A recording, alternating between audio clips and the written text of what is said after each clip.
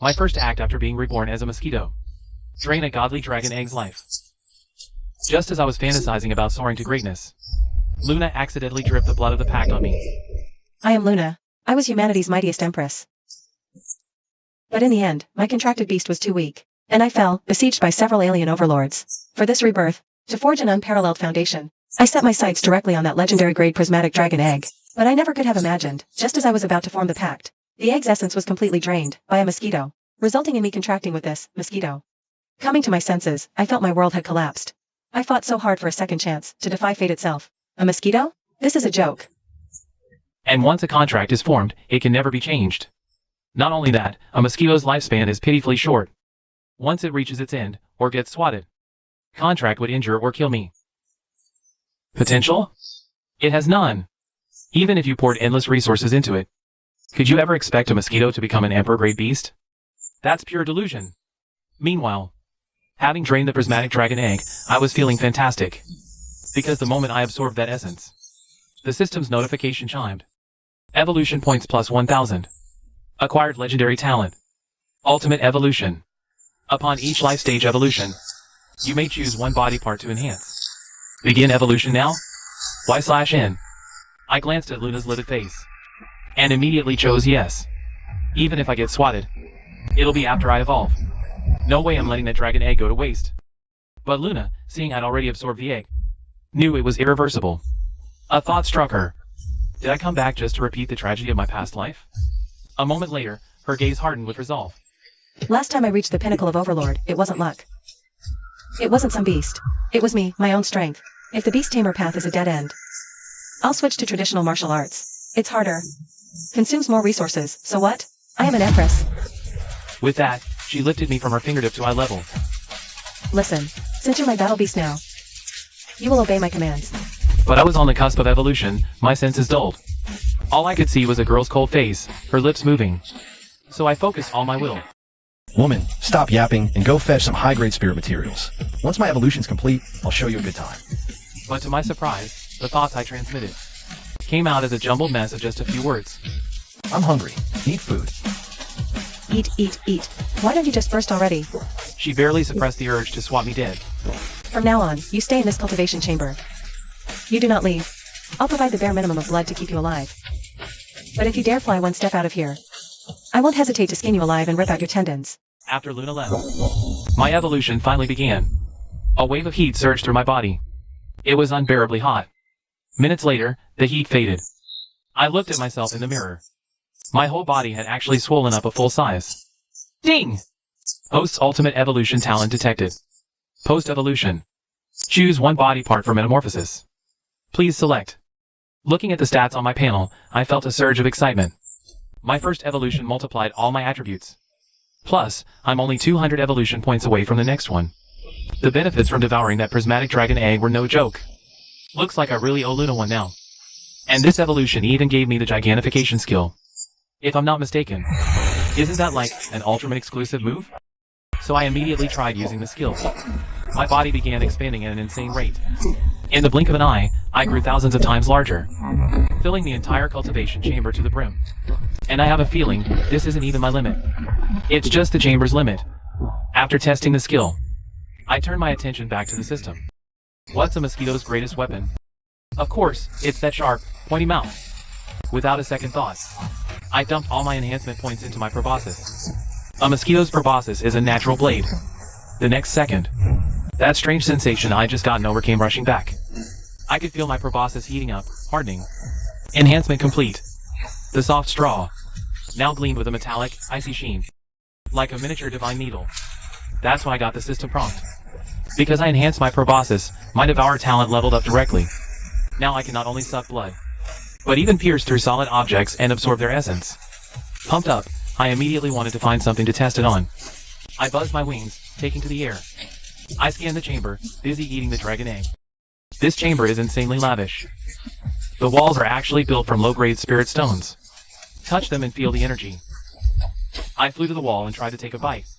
That spirit stone, usually hard as iron, was like tofu before my enhanced proboscis. Ding! System, devoured spirit stone wall. Evolution points +1. A surge of excitement hit me. Didn't expect the enhanced proboscis to be this good. A whole room this big made of spirit stones. Even if it's only 0.1 evolution points per bite, it's more than enough for my next evolution. I just dove onto the wall and started chowing down like crazy. 1 hour later, the once smooth spirit stone wall looked like a honeycomb. A feeling of fullness hit my gut. I checked the system. Just 50 points left to evolve. After a moment's thought, my eyes locked onto the tightly shut spirit stone door. Back to the buffet. After reducing the whole door to dust, I flew out. Outside was a long corridor, also inlaid with spirit stone bricks. No hesitation. I started sucking along the base of the wall, while munching on the corridor wall. Some hazy info surfaced in my mind. That girl, Luna, seems to be a reincarnator. In her past life, she was an invincible empress. Reincarnated, planning to contract a dragon egg, which means I, by complete accident, ate her ticket to a comeback this lifetime. Forced her to give up the beast tamer path. Stuck with the much harder martial path instead. But you're underestimating me, woman. You have no idea what this mosquito is capable of. Once I grow up, forget monsters or bands. One sting from me, and I'll drain them all into jerky. Just as I was sucking away with gusto, I heard faint, noisy arguing from the other side of the wall. What's going on over there? Sounds like a party. So I turned around and crawled up through a crack. Plus, I could sense Luna was over there too. Reached the source of the noise quickly. Right now, Luna was standing in the middle of a hall. Elders around her were looking at her with pure disdain. Opposite her stood an old man dressed all fancy. Seems to be the Wong patriarch of the Lu family. By her feet crouched a pretty spirited little saber-tooth. That little tiger had an aura of a legendary beast. Ruyan, it's not that I love to nag. The family went to great lengths to get you that destined pet. They put in so much effort, and what do? Legendary dragon egg turned into a mere mosquito. And now you even want to announce you're quitting beast summoning? Practicing outdated, useless martial arts? What a waste of all the family's precious resources. Where do you think that leaves the Lu family's reputation? From his seat at the head of the table, Patriarch Lu Qin spoke. Luna has her own plans. What's used is used.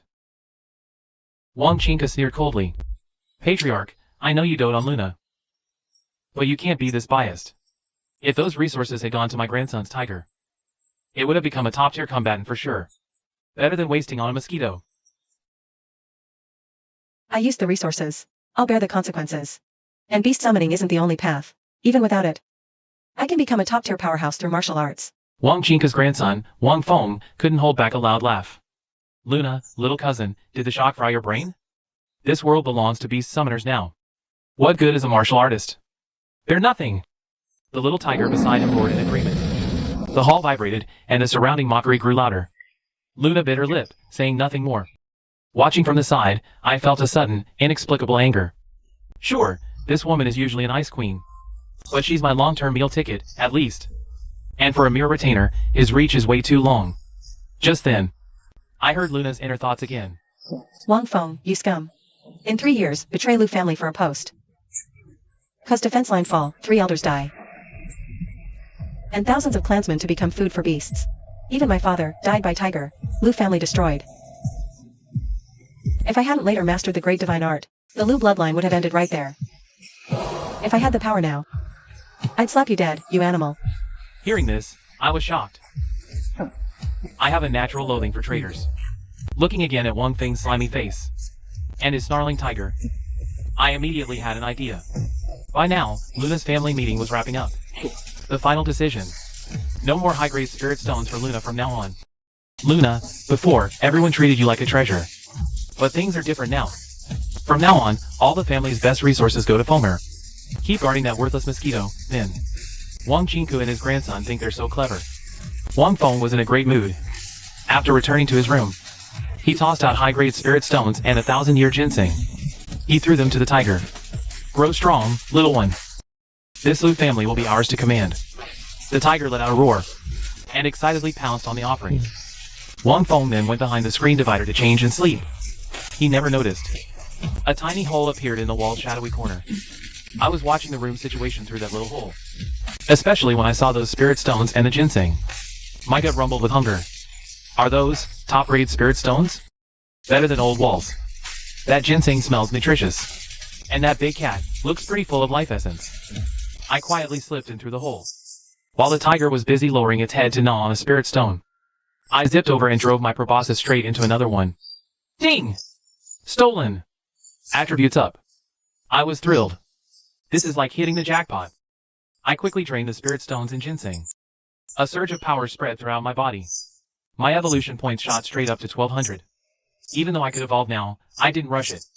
Instead, I locked my gaze on that tiger. The tiger had just finished one spirit stone, and was about to start on the next, but when it looked up, the spirit stones were now worthless dust. It stared with its big dumb head, completely baffled.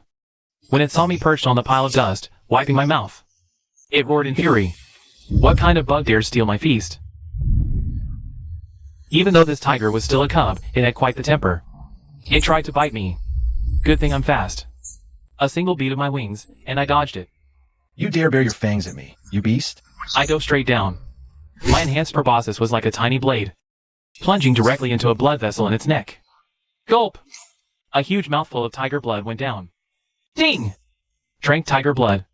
Evolution points plus 100. The tiger let out a pain shriek, desperately trying to shake me off. But I clung tightly to its fur. It couldn't get rid of me. The more it thrashed, the faster its blood flowed. I checked my stats. Almost perfect. I sucked harder. The fierce tiger was subdued in under a minute.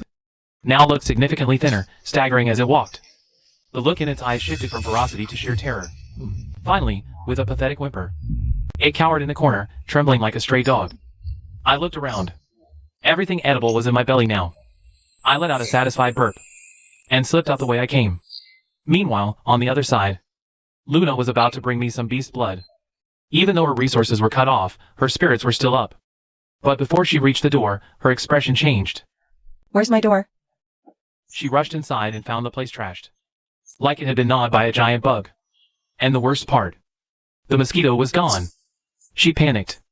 That mosquito was her lifeline now. She searched everywhere.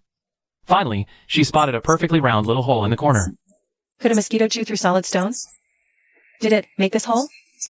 Just as she was freaking out, confused, a buzzing sound reached her ears. She turned around and saw a mosquito the size of a fist, wobbling its way back inside. I was twice my original size now, with a faint, dark golden sheen. I glanced at her, found a clean spot, and got ready to evolve. Luna saw my well-fed state, torn between laughing and crying. She ran to block the hole. It led straight into Wang Chinka's courtyard. Her expression was weird as she asked me, What kind of trouble did you just get into? I ignored her, starting my second evolution prep. Luna sighed. Whatever you did, don't go wandering off again. Anyone out there could sweat you dead in a heartbeat. She could sense my smug, content mood, and that I was getting drowsy. Then she left me alone, sitting down to cultivate. Once she was deep in meditation, I closed my eyes and thought. System begin evolution. As the words formed, a massive surge of heat erupted inside me. Under this torrent of energy, I felt my entire body being remade. I started growing larger again. My exoskeleton thickened like armor. My legs became incredibly powerful. Ding! Evolution successful. Optional bonus upgrade available for one body part. I scanned my stats panel, thought for a moment. Upgraded the mouth last time. This time, the gut. Can't get full so easily. Ding! Due to evolution effects. Skill awakened, particle beam. I froze for a second. Whoa! Buy one, get one free. And they're both signature Ultraman moves? Am I gonna end up as big as an Ultraman by the end of this? But because I reached stage 3, it drained a huge amount of energy. Soon, my stomach was growling again. My gaze involuntarily drifted toward Luna, then quietly settled on her collarbone. My proboscis plunged down, sinking in deep. Gulp, gulp, gulp, I drank greedily while my mind raced. Mosquitoes gotta suck blood. Ding! Evolution points plus 60. Stamina plus 3. Spirit plus 2. Hearing the system's chime, my eyes lit up. This Luna, no wonder she was an empress in her past life. Even reborn, her blood is something else entirely. Just a few sips, and I got this much evolution juice. I stopped when Luna frowned in meditation. Enough for now. My evolution points had already shot past 1600. Just 300 more till my next upgrade. But if I keep draining Luna, she's gonna wake up for sure. Better go scope things out. I squeezed back through the tiny hole and buzzed outside. Not long after I left, Luna stirred from her trance. Not seeing me around, she started searching the room. Soon, she caught my lingering scent in Wang Feng's courtyard. Instantly, she assumed Wang Feng had snatched me. A frigid aura erupted from her. Kick! She blasted Wang Feng's door open. Wang Feng, you have a death wish? How dare you lay hands on my bonded beast? If you've so much as harmed a single hair on him, I will end you today. Wang Feng stood there, utterly bewildered. He tried to explain he'd done no such thing. But Luna wasn't having it. She launched at him, fists flying, sending him scrambling for cover. Give him back. Now. Hand him over, or I'll skin you alive. The commotion grew, drawing a crowd of onlookers. Finally, Wang Jinka and others rushed over, drawn by the noise. After hearing the story, Wang Jinka was the first to back down. Easy, Luna. Wang Feng really didn't take your mosquito. He's been in his courtyard since the meeting ended. But before Wang Jinka could finish, a heart-wrenching, pitiful cry came from inside the house. Then they saw the battered Wang Feng go pale, dash into the room, and let out a roar of pure anguish. Xiao Hu! What's wrong? Don't you die on me. Who the hell ate my spirit stones? I was right outside on the tree. Mosquito OS, mission complete. No trace left. Seeing this, the crowd followed inside, buzzing with curiosity. Luna followed them into the house. Inside, they found Wang Feng cradling the little tiger, sobbing. The wreckage diffused her anger. Others might be clueless, but she knew exactly what was up. This was clearly the work of that mosquito she contracted with. Serves him right. She immediately turned and headed back to her own courtyard. Back to that shabby, run-down cultivation chamber. Meanwhile, I was leisurely making my way back to the same place. But the moment I got back, I saw a fuming Luna waiting for me. You jerk. Where the hell did you run off to cause trouble? I actually thought you'd been captured or something. I gave her a sidelong glance and ignored her. Where I go is none of your business. Who do you think you are? I then settled comfortably onto a stone, and began to enjoy a nice, peaceful nap. Seeing this, Luna started trembling with rage. She sensed it just as she was about to act. My aura was at least twice as strong as yesterday's. No, not twice. Dozens of times stronger. Yesterday, to her, I was just a mundane mosquito beast. Today, I'm already at the 3rd tier. Whatever. It's just a mosquito. How strong can it be? She then took out a silk handkerchief, wrapped me up in it, and stuffed me into the spirit beast pouch hanging at her waist. Since the family had cut off her resources, if she wanted to improve her strength quickly, she couldn't just follow the standard routine. She had to find another way. Luna soon arrived at the academy. She went to the admin building to withdraw. But she never expected the withdrawal process to be this much of a pain. Wang Feng sat there, his face venomous. Dean Wang sat in the boss's chair. Withdraw, Luna? You think this academy is some kind of revolving door? You come and go as you please? Luna's face darkened. Clearly, that bastard Wang Feng, to get his revenge, had already colluded with the Dean in advance. Dean Wang, according to the laws of Great Xia, Students who fail to awaken a war beast may withdraw. My withdrawal application is ready. Please sign and stamp it. Please sign and stamp it. Not a chance. We're in the final sprint of senior year. If you drop out now, not only do you forfeit your diploma, you'll also tank our school's graduation rate. And besides, I heard you contracted some worthless mosquito in your family. Lost your mind and attacked clan brothers. For a student with such abysmal character, a quitter like you, the school can't let you leave with dignity. Expelling you outright, to make an example. Once you're expelled, Luna's future path to any martial arts university will face significant obstacles. Wang Feng perked up at that. Exactly. Trash like her should be expelled on the spot. Inside the spirit beast pouch, I listened to their conversation. A flicker of killing intent in my eyes. With a slight exertion, my proboscis easily slid a tiny opening in the pouch. With a buzz, I shot out as a tiny black speck.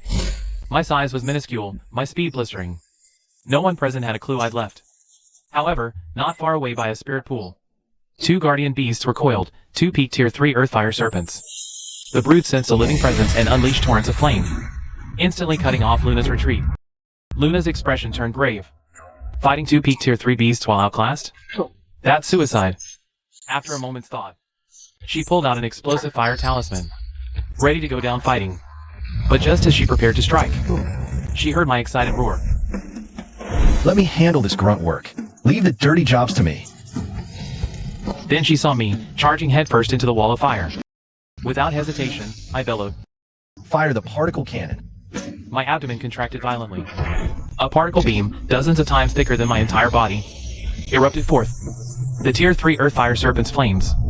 Against my particle beam. It was like trying to fight a fire hose with a lighter. Instantly, they were overwhelmed and pushed back with crushing force, piercing clean through one serpent's skull.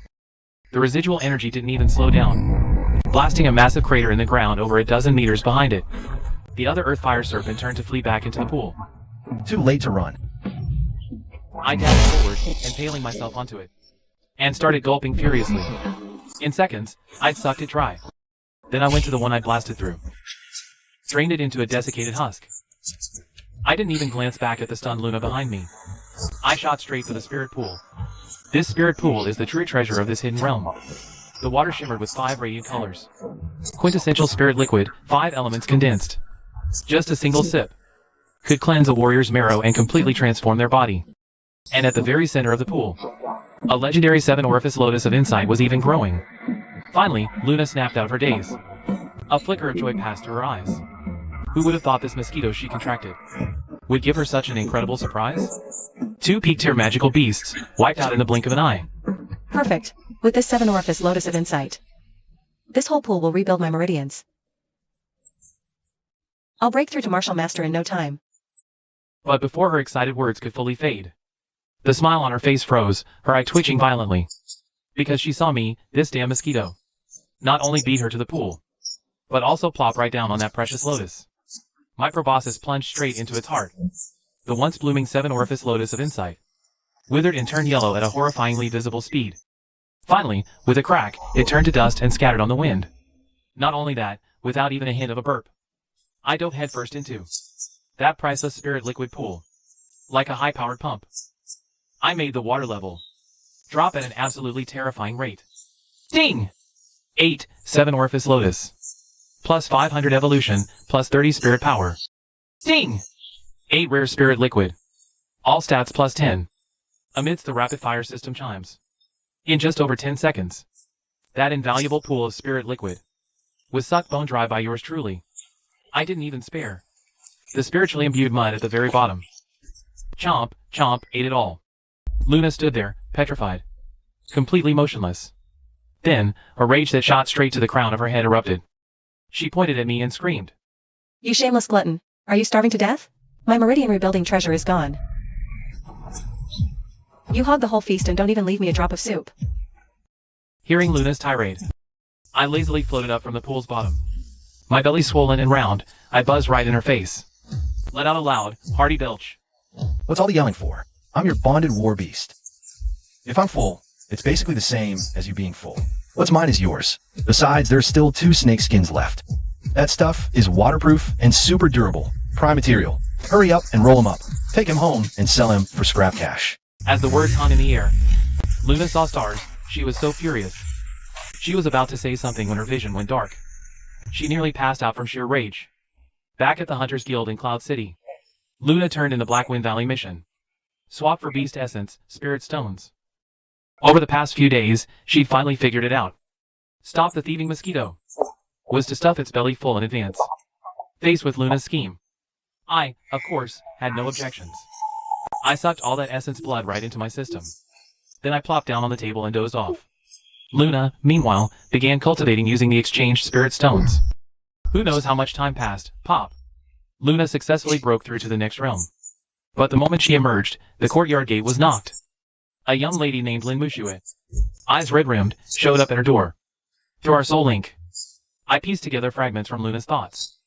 From her inner monologue, Lin Mushue was one of Luna's few true friends. A kind-hearted girl with no say in her family. She came because her family was forcing her into a political marriage. The groom-to-be was a notorious scumbag. Lin Mushue's visit, framed as a social call, felt more like she was settling her final affairs. And to thank Luna for her past kindness, she even brought dozens of top-grade spirit stones. But the moment I heard top-grade spirit stones, I was wide awake. Started running the numbers in my head. For a haul this tasty, this mosquito could spare a couple of stings for that scumbag. Saving her? That's a deal with pure profit. After Lin Mushue left in tears, while Luna was pondering how to help her friend break the engagement, I silently drifted over to that pile of top-grade spirit stones, opened my proboscis and started sucking hard. By the time Luna snapped back to reality and looked at the stones, the whole pile had turned to dust. Not a single speck left.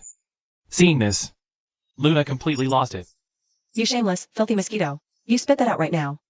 I let out another satisfied burp, completely ignoring her impotent rage.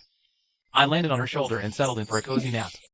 After digesting all that energy, my level should hit the peak of Tier 3, just a hair's breadth away from Tier 4. Then, all I'll need is a bit more energy, and I'll undergo another metamorphosis into a Tier 4 monster. 3 days passed in a flash, and I officially reached Tier 3 peak. Luna had also exhausted the resources she got last time, so she got ready to pick up a mission at the Hunters Guild. But the moment we arrived at the guild, we saw an emergency mission posted. Monster riots at Tianchong Canyon, 50 miles outside the city. All hunters Tier 4 and above are urgently summoned to the front lines to repel the beast tide. Top performers get extra rewards. The announcement sent a wave of excitement through all the hunters. Luna was no exception. She's desperate for resources. This beast tide is dangerous, no doubt, but the potential haul is huge. I'm getting pumped. Soon, Luna and I arrived at Tianchong Canyon. The battle inside was brutal. The front line was on the verge of collapse. Monsters were running rampant through the troops. Seeing this, I immediately ditched Luna and shot straight for the rampaging beasts. I targeted a 3-meter-long rhino first. One dash. I stabbed my proboscis in and gulped it down. In mere seconds, the rhino let out a final shriek, drained completely of flesh and blood, leaving only a tide. A nearby soldier saw it and went pale as a sheet. Thinking he was next, I just gave him a glance and zeroed in on a massive tiger nearby. The tiger had just witnessed me drain the rhino. It was already terrified, and now seeing me target it, its legs went weak, nearly collapsing on the spot. It turned and fled for its life, but it was too late. With a flap of my wings, I landed on the tiger. Proboscis in, another drain, and a tiger pell fell. Ding! Evolution points full. Initiate 4th evolution? My eyes lit up. Finally met the evolution criteria. Evolve. The moment I confirmed, an earth-shaking energy erupted from my body. Air around me was sucked into a vacuum. Hundreds of monsters caught in the vortex. Bodies shattered without a scream. Hundreds of beasts were swept in. Bodies shattered without a sound. Dissolved into crimson mist I absorbed. Nearly a minute passed before the dust finally settled. A 2-meter-long creature hovered. A colossal, armored mosquito beast. Its proboscis like a knight's lance. I could feel it with crystal clarity. This new, evolved body of mine, thrown with a terrifying, raw power. My stats panel exploded with updates once more. Not only did the particle beam's power double, I also unlocked a new crowd control ultimate. Project's 100-meter aura of primal dread. Ding! Host, choose your 4th ultimate evolution specialization. Plus I chose to enhance my legs. System confirmation leg enhancement selected. Movement speed tripled. Jump/explosive power quintupled. I glanced back at Luna, who was staring in stunned disbelief. See, I'm not so bad compared to that fancy egg, am I? With me around, you should be counting your blessings. But then, my senses suddenly spiked. I felt it, a massive, oppressive pressure, erupting from deep within the Skyrim Canyon. Countless beasts and humans alike were instantly flattened to the ground under its weight. Luna's face paled. Her expression turned deathly serious. A Tier 5 beast.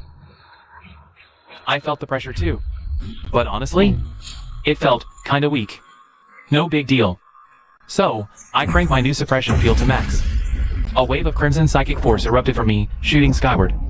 It coalesced into a massive, ethereal red hammer, and smashed directly toward the source of the pressure. Boom! I took a step back, but the beast's suppressive aura shattered. That, however, seemed to have really pissed it off. A furious roar echoed from the forest depths. A 4-armed demon ape, over 10 meters tall, lumbered into view. Its muscles were like twisted steel cables. It hefted a massive club and brought it crashing down toward me. I didn't even flinch. Perfect. You're just the warm-up I needed today. With a powerful kickoff, boom, my 2-meter frame blurred into an afterimage, slamming directly into its fist. Crack! The 10-meter tall ape was actually sent flying backward by the impact.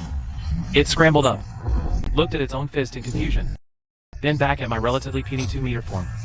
A flicker of pure bewilderment crossed its eyes, but it was quickly replaced by crimson rage as it charged again. I just shook my head, sighing internally. So predictable. TSK, TSK. This beast has all the power, but none of the brains. Whatever. Time to send you to the next life. I open my mouth, energy surging within. A blue energy beam, several times thicker than before, instantly blasts forth, warping the very space it passes through. The savage four-armed demon ape now wears a look of pure terror. It tries to flee, but the next instant, the particle beam pierces its chest. It crashes to the ground, lifeless. I then turn to Luna. The woman before me now bears no resemblance to the empress she once was. Quit staring and get to work. Process this corpse. This is money on the ground. After saying that, I casually stroll over to the four-armed demon ape's body. My proboscis plunges into the corpse. With a powerful suck, a torrent of essence floods into me. In mere seconds, the 10-meter-tall ape is drained into a withered husk. I don't dwell on it. With a thought, my body begins to shrink, down to the size of a regular mosquito. I land lightly on Luna's shoulder. All right, girly. Let's head home. Back in the city, Luna sells all the monster materials and cores. She makes a decent haul of spirit stones. But when she goes to the Hunters Guild to claim the mission reward, she hits a wall. The beast tide did cause us significant trouble. But your name isn't on the official mission roster. Therefore, I cannot issue your reward. My apologies, Miss Lu. You'll have to leave. After the Vice Guildmaster finishes, he practically shoves Luna out. Fuming, Luna stands on the street corner. I definitely accepted that mission. He's just lying. Wang Feng must have gotten to him. Want revenge? Let me evolve a few more times. I'll end him for you. But the next morning, we're unpleasantly surprised. Arrogant, furious shouts erupt outside. Luna Lu, you ungrateful, backstabbing idiot. Hand over that abomination in your house. I figured it out. My tiger cub, my spirit stones. That mosquito thing of yours is responsible. It will pay in blood. Hearing the commotion, I lazily settle on the courtyard wall. The instigator is none other than Wang Feng, son of the Wang family's Wang Chinka. He must have learned about my unusual power, connected it to recent events, and come to settle the score. Seeing no response from within the courtyard, Wang Feng lifts his foot and kicks the gate open with a crash. He barges in, servants brandishing blades.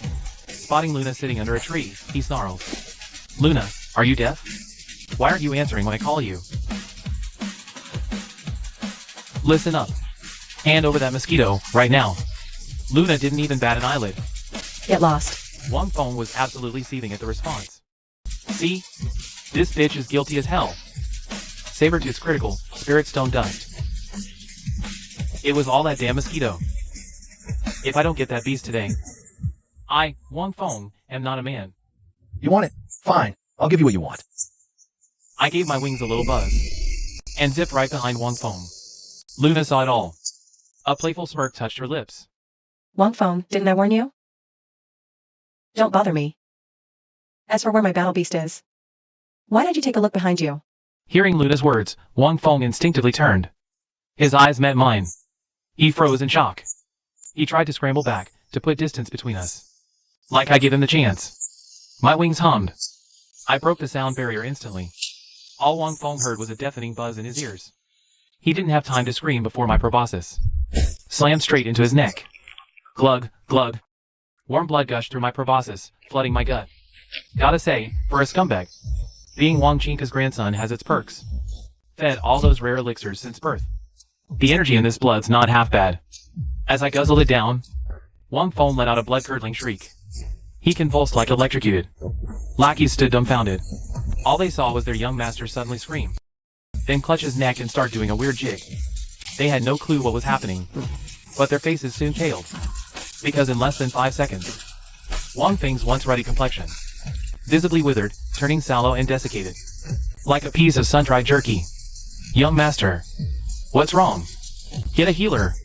Quick! Hang on, sir, the healer's coming. By then, I had my fill. I spat in disgust. Too much inner fire. Mediocre flavor. I suggest you take some cooling herbs. As my words faded, one sharp-eyed servant finally spotted me. Look at this mosquito, quick.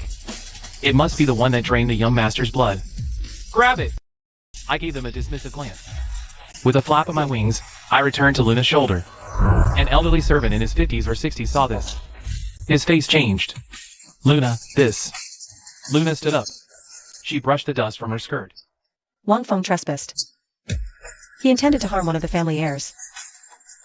My battle beast acting in self-defense, is that a problem? Catching her drift, I landed on her fingertip. The old servant watched this scene. He instinctively gulped. Why you actually let a monster beast harm your own clan member. Wang Chinka will never let this slide. With that, the old servant picked up Wang Feng. He hurriedly took Wang Feng to find a doctor. The courtyard fell quiet again. Luna lowered her head slightly. She poked my head with her finger. Not bad. You even know how to help me get back at them. You were the one who did it last time too, weren't you? Oof. If I didn't help you, you'd have been bullied to death already. A big shot like me is your blessing. Luna looked at me. Suddenly, she gave a light laugh. That momentary charm had the aura of my past life's empress. My gaze couldn't help but linger. Gotta admit, this Luna, for all her faults, way prettier than past life's actresses. No wonder she's the future empress. Right, you're absolutely right. If you hadn't helped me, I'd have been bullied to death long ago. She suddenly stopped smiling and became serious. But today they took a huge loss. Wang Chinka is definitely going to call a full clan assembly to force me to hand you over. In that case, we're not staying in this Lu family any longer. I waved my antennae in agreement. But just as I was about to fly off, a thought struck me. Family Treasury's spirit stones are useless. Might as well take the whole lot. Perhaps the system detected my thought.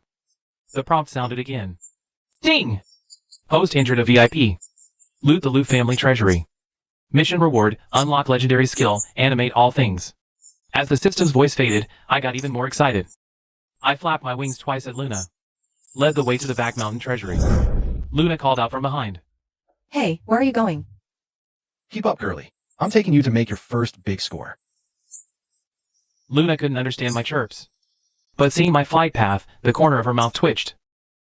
That's the direction of the treasury. And seriously, is this guy really just a mosquito? I feel like I've contracted with a bandit king. Despite her internal grumbling, she didn't hesitate. In a flash, she moved. In just 7 or 8 minutes, I led Luna to the Lu family vault. 2 third-tier guards were standing outside, chatting idly. Heard about it? That Luna girl's gone nuts. Contracted a mosquito. For real? She actually contracted a mosquito? Dead serious. Genius turned trash. And I also heard. She just beat Wang Chinka's son half to death. Bet Wang Chinka's gonna go clean house any minute now. A barely perceptible buzz cut through the air. I zipped past one guard's neck. He instantly clutched his throat and crumpled. The other guard opened his mouth to shout. Luna blurred into motion. A precise, sharp chop to the back of his neck. His body went limp, hitting the dirt. Luna and I exchanged a look. A shared, knowing smirk. But when Luna saw the formation on the vault door, her brow furrowed instantly. It's a spirit ward. If we touch it, the jade talisman at Wang Chinka's waist will shatter. He'll know someone's broken in. I didn't let her finish. I just dove headfirst into the door. In my mind, I chanted, System, activate all things to spirit. Devour. BZZZZT. The glowing spirit ward flickered wildly. The moment my proboscis pierced it. Then, the light on the door visibly dimmed and decayed. Finally, it crumbled into dust. Ding! Devoured formation spiritual energy. Evolution points plus 200. The door groaned open, revealing a mountain of low-grade spirit stones. Sacks upon sacks of mid-grade stones. Thousands of high-grade, and even some supreme-grade spirit stones. Countless cultivation manuals and treasures. Jackpot. I plunged straight into the pile of supreme-grade stones. Started sucking them dry. Ding! Supreme-grade stone devoured. Plus 100 evolution. Stats boosted. Current evolution points, 1600 over 2000. Luna, watching from the side, Holy crap. pulled out a high-grade pouch and began looting everything. All the elixirs, artifacts, and treasures. I'm taking everything. But just a few minutes later, a furious roar echoed outside. Who dares trespass? Followed by a surge of overwhelming aura. Luna stashed the last storage bag. Let's go. A sword beam dozens of meters long slashed down from the sky. Boom. The stone steps before the vault were split in half. Wang Chinka stared at the completely looted vault. His beard trembled with rage, eyes blazing. Luna! You have some nerve. How dare you plunder the clan's vault? Luna raised her sword defensively. These were all left by my father. Since the clan showed no mercy, taking back what's mine is only fair. You're dead. He charged with his longsword, but I was faster. I instantly used light gigantification. The sesame-sized mosquito swelled to 10 meters in half a second. Spiritual energy coated my body, forming a suit of dark golden armor. My proboscis became terrifying, stretching from millimeters to 20 meters. Even Wang Jinka, mid-charge, saw this, and skidded to a halt in midair, staring in shock. Wang Jinka's inner thought, what the hell is that thing? But after the shock, he quickly figured it out. This must be Luna's bonded war beast. And through his senses, he detected. My aura was only at the 4th tier, considerably lower than his. He charged again. But I just sneered, aiming at the charging Wang Jinka. I unleashed a terrifying particle beam. Wang Jinka's eyes widened. He slashed out a sword beam to counter. Boom. A shockwave erupted. In panic, Wang Jinka blocked with his long sword, straining against the beam. But how could a mere sword stop this devastating particle blast? The moment they made contact, Wang Jinka was blasted away. He crashed into the ground, coughing blood. But it wasn't over. As he struggled to stand, Luna moved like a ghost, appearing behind Wang Jinka. A cold flash. Her sword pierced his shoulder. Then, with a light step, Luna retreated into the distance. I didn't linger either, shrinking to a black dot and following. Move. Though just before leaving, I spat out another particle beam. His hair turned to ash in a flash, left him looking like a polished cue ball. After coughing up a lungful of blood, Wang Jinka realized his glorious mane was gone. He let out a primal scream of pure rage. No! Soon after, Luna and I reached the city's outer wall. I asked. So what next? Luna glanced back at Cloud City, then set her sights on the distant horizon.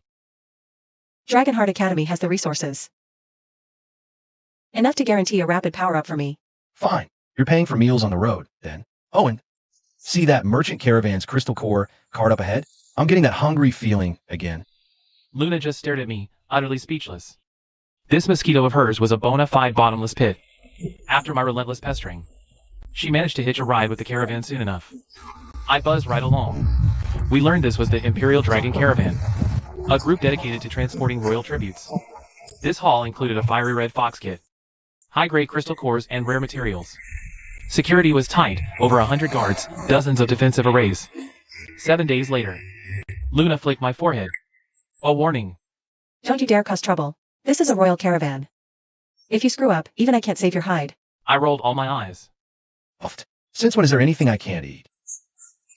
Deep night fell. The caravan camped in the mountain forest. Most slept, save for the night watch. Luna sank into deep meditation. My eyes snapped open. Wings buzzed, VRRM. I shot out of the carriage as a speck of light. Elite guards? Alert arrays? Might have been tricky for the old me. But for the me who awakened all-consuming spirit? Please. No sweat. I breezed past the guards, landing on the central treasure card. I eyed the card's flickering defensive array and smirked. Latched onto it and drove my proboscis straight in. Passive triggered, all-consuming spirit, devouring tier 3 array. Plus 20 evolution points. 2 seconds flat. The array dimmed and fizzled out. I slipped through the door crack. A wave of dense spiritual energy hit me, stacked with shimmering, high-grade crystal cores, and a few crates of premium century-old spirit herbs. And right in the center, inside a cage, was a fox cub. This must be the fire fox the caravan is escorting. This little thing really lives up to its rare spirit beast status. Even locked in a cage, it held its chin high. Its eyes radiated arrogant disdain. As I flew near the cage, the cub sharply sensed my presence. A flash of disdain in its pupils, it opened its tiny mouth and spat a searing flame right at me, trying to turn me to charcoal. Seeing this, I was pissed, but also amused. Heh, feisty little thing. Watching the incoming fireball, I didn't dodge an inch. Waited till it was close, then took a deep inhale. Ding! Consumed tier 2 beast fire. Evolution points plus 5. The flame was instantly swallowed into my gut. The firefox's eyes went wide at the sight. I instantly accelerated. Squelch! My proboscis pierced right into its neck with pinpoint accuracy. A torrent of blood surged down my throat into my stomach. Ding! Firefox blood consumed. Plus 50 Evo points. Major boost. The fox tried to scream, but the sound died in its throat, as I released a sliver of my aura, pinning it flat to the ground, completely immobilized. In just seconds, the once glossy, plump fox visibly shriveled. Its fur turned dry and brittle, the arrogance in its eyes completely replaced by terror. Stop! I'm drying out. Hearing its plea, I pulled out my proboscis and let out a satisfied belch. Looking at its near-death state, I felt a bit disgusted. What a weakling. A few sips and you're done? But then I thought, this fox is a royal tribute. If I really kill it, the royal family will investigate. That'd probably delay Luna's trip to the capital. If you don't want to die, you're my lackey now. When I'm hungry, you bleed. Got it? The fox was practically on death's door, no fight left. It just lay there, nodding frantically. Then, being quite perceptive, it extended a paw and pried open a nearby crate. Inside were dozens of top-grade, pristine spirit crystals. It pushed them all towards me, wagging its tail obsequiously. The message was clear: boss, eat these, not me. I couldn't help but laugh. This little guy knows the drill. So I didn't hold back. Flew right onto the pile of crystals and started devouring them. Those tribute-grade crystals soon turned to dust. Then onto the next batch. When I felt it was about time, I let out another belch and flew back to Luna's carriage. The next morning, a furious roar echoed from outside. What's going on? Why did the barrier array deactivate by itself? And why does this fire fox look so lethargic? All premium crystal cores, dust. Who did this? Investigate this. Everyone was herded into a clearing. Luna, naturally, was also summoned. I don't know. She coldly said she'd been cultivating all night. She never left. The guards, finding no useful leads from her, let her return. But the moment she was back inside, her gaze landed on me. She gritted her teeth, and with a casual wave, cast a sound-dampening barrier. You went shopping again last night, didn't you? What can I say? A guy's gotta eat to protect you, right? Oh, and by the way, I picked up a little minion for you. That firefox listens to me now. Hearing this, Luna's eye twitched. She's seen great beasts, but a scoundrel like me. That was truly unheard of. She took a deep breath, forcibly suppressing the urge to throttle me. What's done is done. Now hide your aura, and do it fast. In the Imperial capital, you'll have time to eat. With a wave of her hand, she completely erased the lingering scent of fox from my body. After several rounds of interrogation, the caravan found nothing. They had to swallow their bitter pill and continue the journey. However, just as the caravan was passing through a gorge, I had just finished digesting the crystal core energy, when a chilling wolf howl echoed from the ridge ahead, followed by a thunderous rumble. Over 200 wolf-riding bandits charged down from both sides of the gorge, surrounding everyone. The bandit leader, shirtless, a terrifying scar across his face, hefted a massive broadsword. 5th rank peak aura. Brothers, attack. Kill them all. Leave the firefox and the tribute. Bandits, prepare to engage. With that, the bandits surged forward. The gorge instantly descended into a chaotic melee. Luna inside the carriage. Luna inside the carriage. Sword ready, she stood poised to strike. Seeing this, I quickly stopped her. Woman, you stay put. I'm going for a snack run. Whoosh! Before Luna could even speak, I had already transformed into a streak of light and shot outside. Outside the canyon, the battle was brutal. Blood and severed limbs were everywhere. The guards were elite, but these mountain bandits were no pushovers either. And with the terrain advantage, the guards were barely holding on. I scanned the area, and quickly locked onto a unicorn wolf the size of a water buffalo. BZZZT, no fancy moves. My proboscis pierced its skull. This 4th-tier beast didn't even have time to scream. Its massive body stiffened violently. Blood flooded into me like a torrent. Ding! Devoured unicorn wolf. Plus 30 Evo points. The water buffalo-sized unicorn wolf turned into a desiccated husk. The bandit on its back saw this and his face went pale with terror.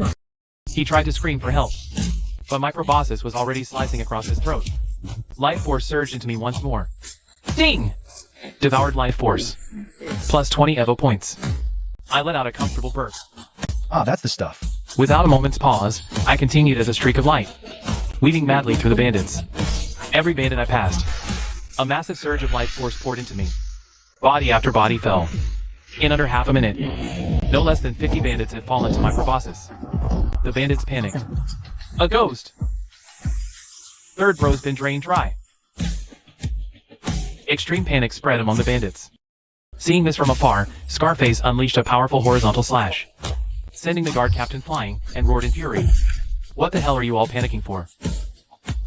Everyone, stand your ground. Who dares interfere? Show yourself. I stopped right above his head. Why so loud? You're rattling my brain. Then, with a thought, I unleashed my pressure skill without holding back. Boom! Terrifying mental pressure blanketed the area. The moment the 100 or so unicorn wolves felt this pressure, they whimpered, lost control, and prostrated. Scarface bore the brunt, kneeling with them. His protective aura shattered into pieces, his knees buckled, and he crashed heavily to the ground. Spare me, Honored One. I had no idea this was your convoy, I swear. I was wrong. I'll never do it again, I promise. You're not sorry. You're just scared of dying. Then I landed on his head. My proboscis pierced straight through his skull. Gulp, gulp. A surge of life essence flooded into me. This fierce bandit chieftain turned into a desiccated husk. Ding! Devoured peak 5th rank warrior. Evolution points plus 150. Current evolution points, 2100/3000. Just a bit more for the 5th evolution. I looked around and saw the ordinary bandits had long been scared out of their wits, scattering in all directions. Seeing that, I couldn't be bothered to chase them. I flapped my wings and flew back into Luna's carriage. By then, the guard captain outside had struggled to his feet. He stared at the husks, bewildered. He had no clue what had just happened. After being knocked flying by that slash, he saw Scarface spout some threats, then start begging for mercy, and then, poof, a dried-up corpse. The middle part was a complete mystery. Finally, as if figuring it out, he dropped to his knees in gratitude, kowtowing 3 times heavily towards the empty air. Thank you, Senior, for saving our caravan. The great Xia Imperial family will surely repay this great debt. Then the surrounding guards all knelt down in a wave, kowtowing frantically to thin air.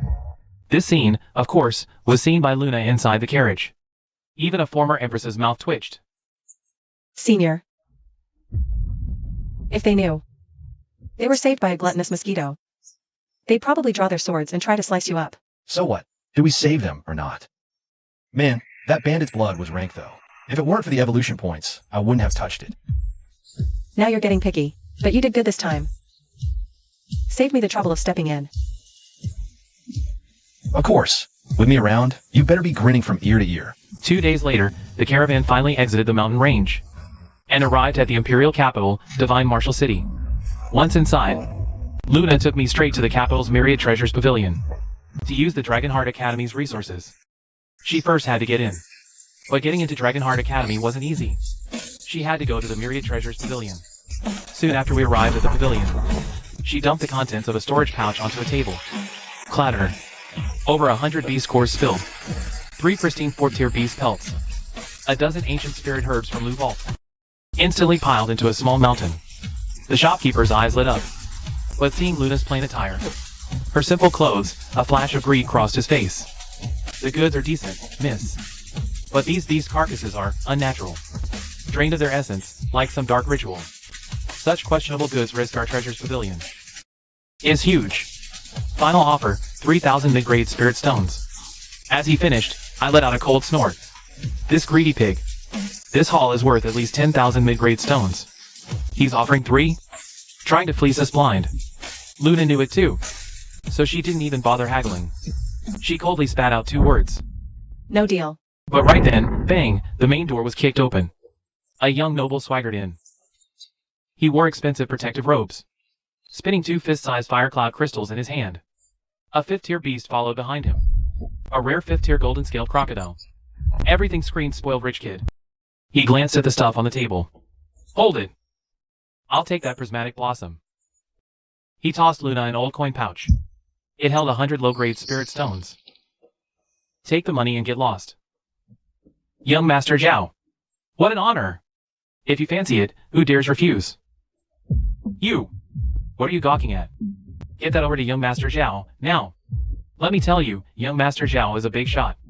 Crushing you would be child's play.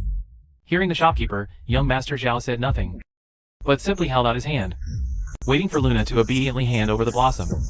But Luna was the empress in her past life. How could she tolerate an ant's provocation? A frigid killing instinct condensed in her eyes. Swish! A flash of cold light. A crimson line appeared on young Master Zhao's wrist. Then blood sprayed.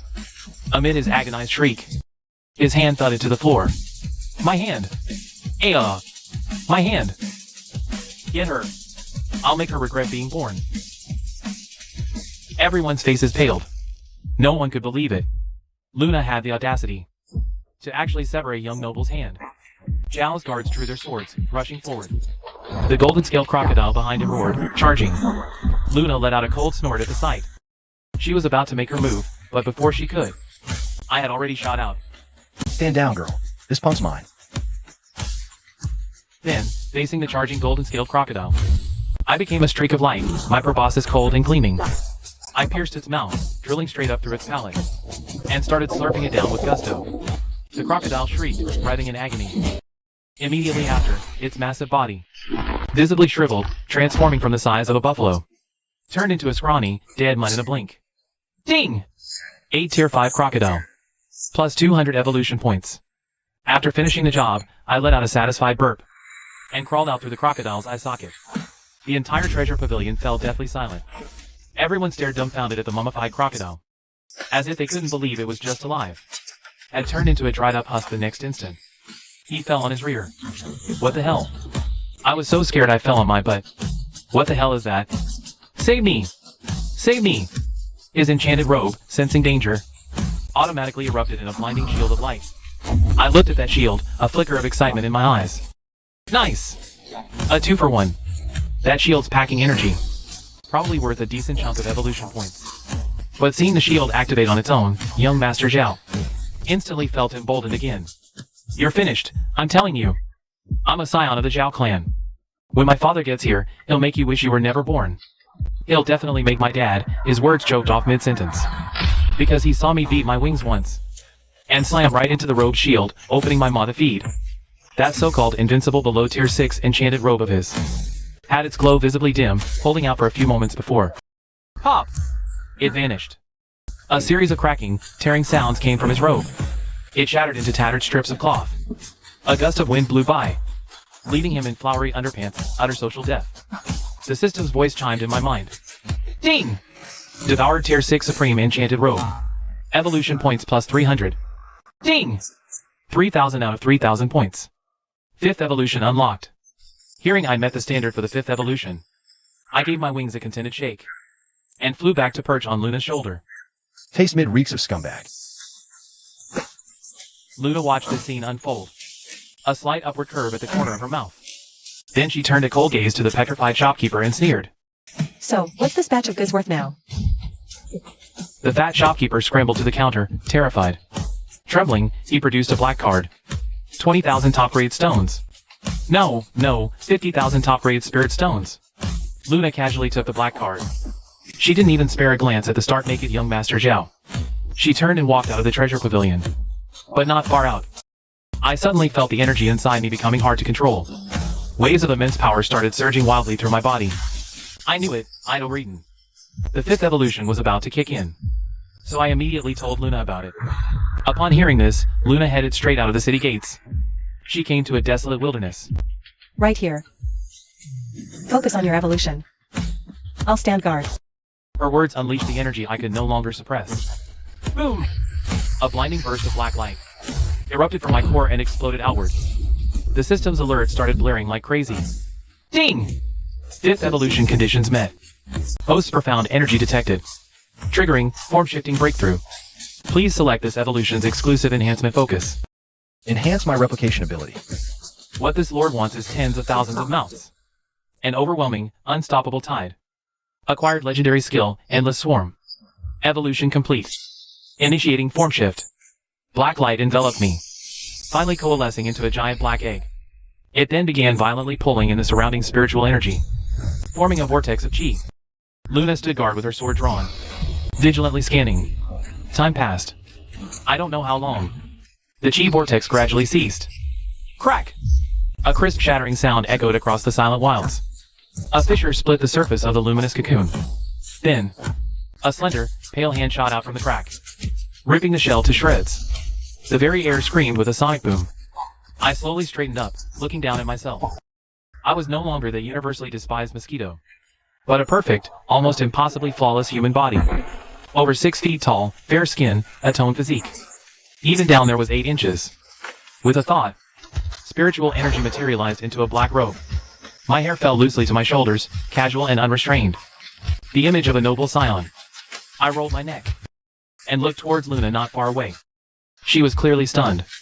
She probably never imagined. A stinking mosquito took human form. And not just any. But one so damn handsome it's intimidating. Unbelievable. Even if she was the Empress in her past life, seen it all. She's never encountered something this absurd. Thinking that, a slight smirk tugs at the corner of my mouth. Cat got your tongue? As my words hang in the air, Luna jolts back to reality. Her lashes tremble before her expression hardens, reverting to that icy, expressionless mask. You clean up decently enough for a monster. Let's see if there's any substance behind the pretty face. I let out a soft chuckle. I'm long used to her thunder act. I stride forward, closing in until I'm before her.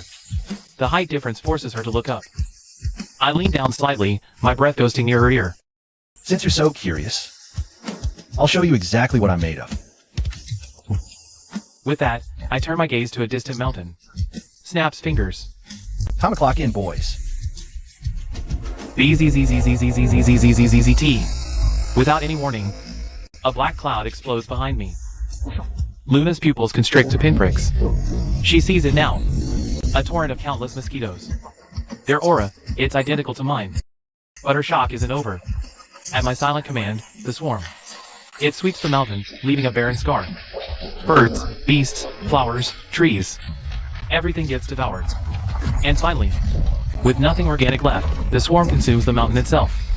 Witnessing this, Luna is utterly floored. Even with her vast experience, this insane AoE skill of mine has her completely shook.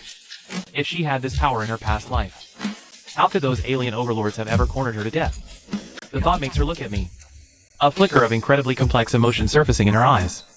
Time skips to the next morning. Dragonheart Academy's plaza buzzes with excitement. Prodigies from across the land, each with their bonded spirit beasts, queue up for entry.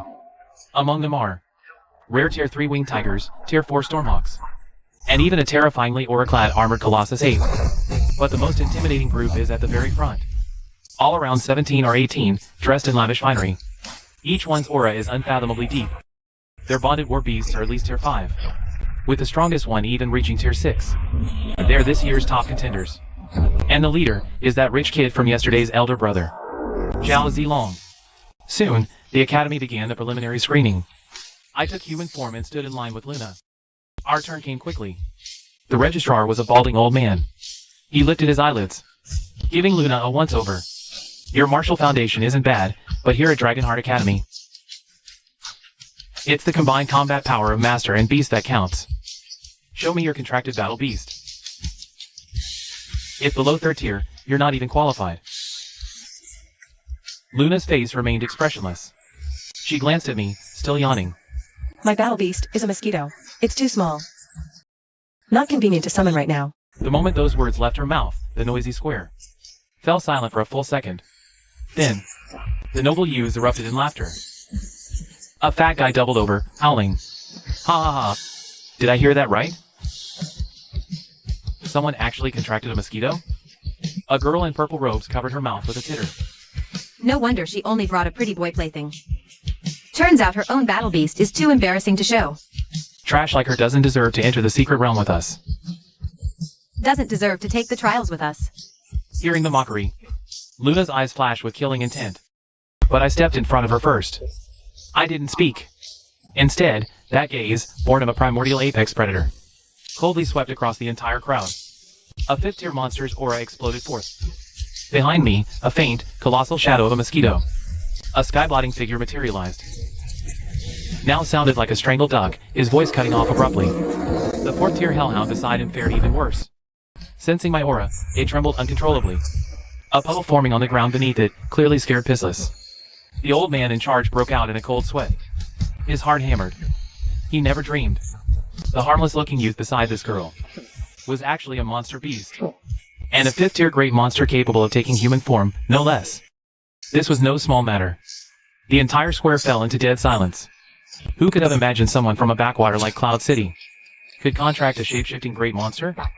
Princess Seraphina, feeling her pride wounded, forced her haughty demeanor back into place. Just a lucky fluke.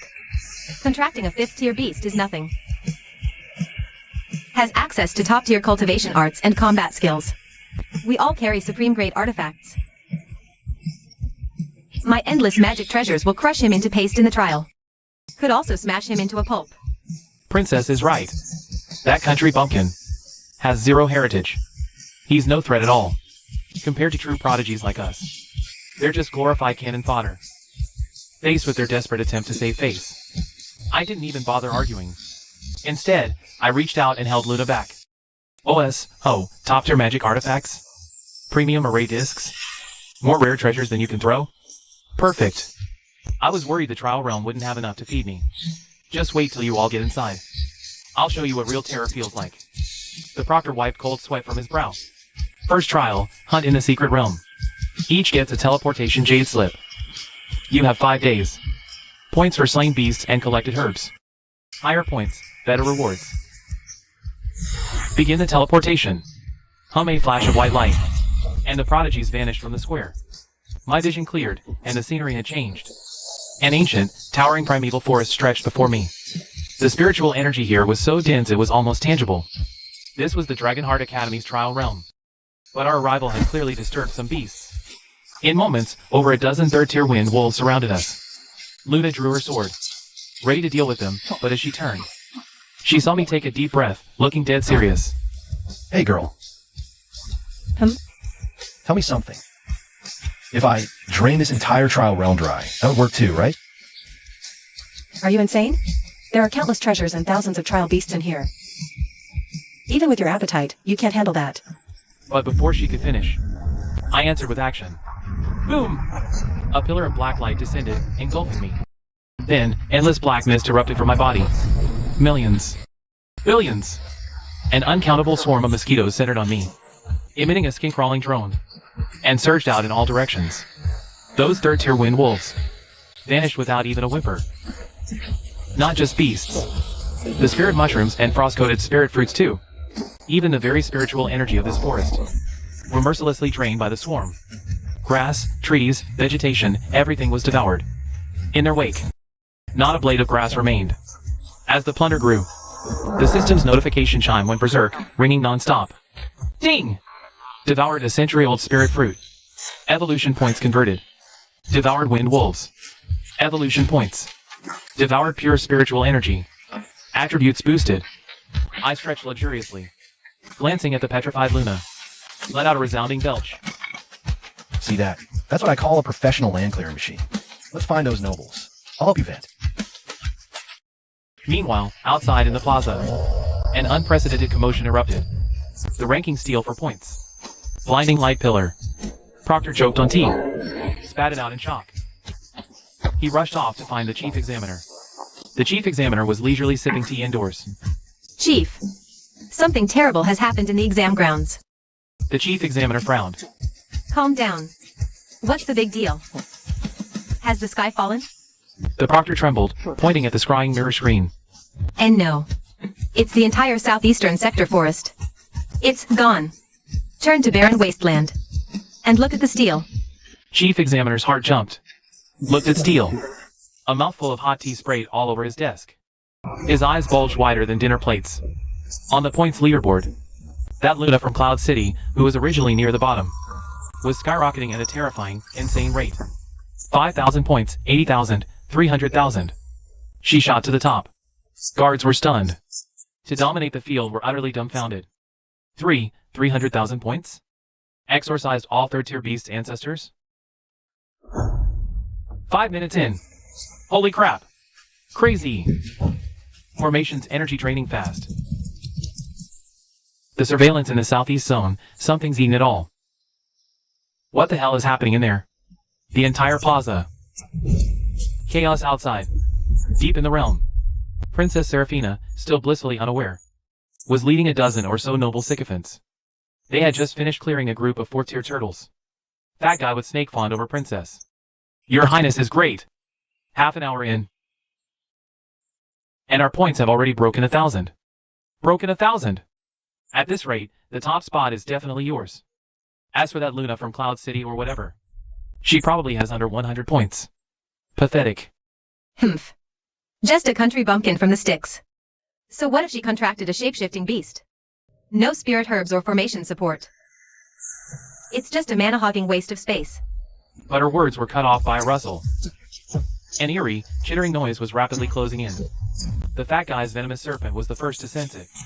The fourth-tier monster reared up half its body, emitting a terrified, high-pitched hiss. It was like it had encountered its natural predator. Without a second glance at its master, it abandoned him completely. The others saw and knew danger was near. They all drew their enchanted weapons. They scanned the forest warily. Then, the bright woods suddenly plunged into darkness. At the same moment, a dense, buzzing hum rolled in from all directions. Millions of mosquitoes, like a pitch-black fog, instantly surrounded them. Princess Seraphina's face paled slightly. What the hell is this? A plague of insects? Quick, form up. Blast them with your artifacts. These damn bugs have no idea who they're messing with. How dare they provoke your grandma? As Princess Seraphina's command rang out, the nobles scrambled for talismans. Instantly, a barrage of multicolored spells and enchanted seals rained down upon the black fog in the sky. But their expressions quickly changed. They realized their attacks weren't even making a dent. At best, they blasted a temporary hole, only for it to be instantly filled by more of the swarm. Even their precious magical artifacts lasted only a breath or two within the mosquito cloud, before being completely devoured. Princess Seraphina finally panicked. This is no ordinary insect swarm. This is a monster's innate ability. Fall back to the spirit spring. She then activated her top-grade defensive robe. A blue barrier enveloped her, isolating her. Watching from kilometers away, I raised an eyebrow. I could control the swarm remotely and see through it. All right, my little ones, forget that scrap metal. Focus everything on the one in purple. Drain that shell of hers dry. With a collective whoosh, the million-strong swarm. It heeded my command, abandoning the others, forming a tornado, engulfing Princess Seraphina completely. Get off. Get away from me. She could feel the protective shield around her, thinning at a visible rate. 10 inches, 5 inches, 1 inch. With a sharp crack, her shield and defensive robe lost all their luster and shattered completely, reduced to tattered rags hanging from her body. But what no one expected was this. After breaching her defenses, the swarm didn't harm a single person. It simply condensed into a black streak and vanished over the horizon. The gloomy sky brightened once more. This move completely threw Princess Seraphina for a loop. She couldn't fathom what those bugs were doing. But soon, she realized her top-tier magic robe had been shredded into rags. Her eyes burned crimson, a furious scream tearing from her throat. Who did this? Who dares? My artifact. And my royal dignity. I will end you. You just wait. Deep in the secret realm, I commanded a sky-blackening swarm. It devoured everything like a cosmic harvester. Those once arrogant spirit beasts now wished they had extra legs, as any laggard was instantly engulfed, leaving not even bone dust. With each feast, my system interface went berserk. Evolution points surged like a broken dam, skyrocketing.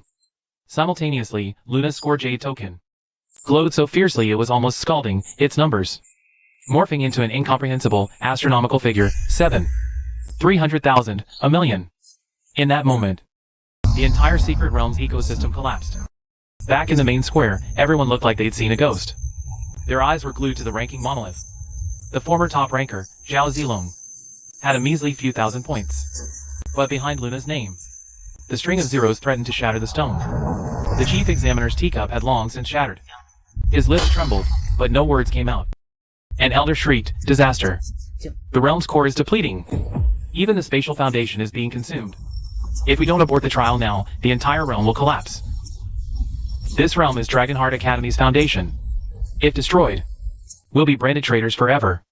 The chief examiner acted. He crushed the master-controlled jade slip without hesitation. "Everyone, evacuate. Trial forcibly terminated." Boom. A deafening roar.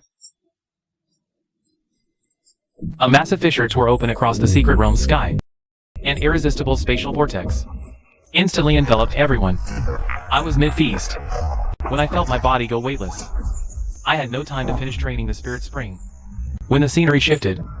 As my vision cleared, I was back in human form, standing in the chaotic square center. Not far off, Luna stumbled into view, disoriented, before the crowd could process the shock. A shrill, piercing wail cut through the square's din. Princess Seraphina, wrapped in a spare robe, hair in disarray. The seventh princess was wrapped in a spare robe, her hair disheveled. Her eyes bloodshot, she pointed a trembling finger at Luna and me. It's them. These two thieves destroyed my royal treasure. and used some dark sorcery to wreck the balance of the secret realm. This isn't fair. Points earned through cheap tricks like that absolutely cannot be counted. That's right. Luna cheated. That beast of hers is unnatural. If her score isn't voided, we won't accept it. The head examiner was getting a major headache. The secret realm had indeed suffered a catastrophic failure. And Luna's score was just too insane. Declaring her the winner outright would cause a riot. So, the head examiner cleared his throat. Amplifying his voice with spiritual energy, he announced, Due to unforeseen circumstances within the secret realm, all scores from this trial are hereby nullified. Final ranking decided by arena battle. Winner takes all. The last one standing claims the top spot. The noble scions erupted in cheers. Princess Seraphina's face instantly transformed, fear vanishing, replaced by pure, unadulterated malice. Her glare locked onto Luna. She spat through gritted teeth. Without those damn bugs, crushing you will be like slaughtering a dog. Dare to make a wager with me? Luna's expression remained cold and detached. What's the wager? The outcome of this arena fight. If I lose, I'll bark like a dog in front of everyone. Become your maid, fetch tea. If you lose, you'll sever both your arms. And that damned beast of yours, I'll have it skinned, its tendons pulled, and boiled into a stew. The crowd gasped. The stakes were insane. This was a fight to the death in all but name. All eyes turned to Luna. Most held a gleeful anticipation, certain she'd never accept. I stood beside Luna. A glint of bloodlust flashed in my eyes.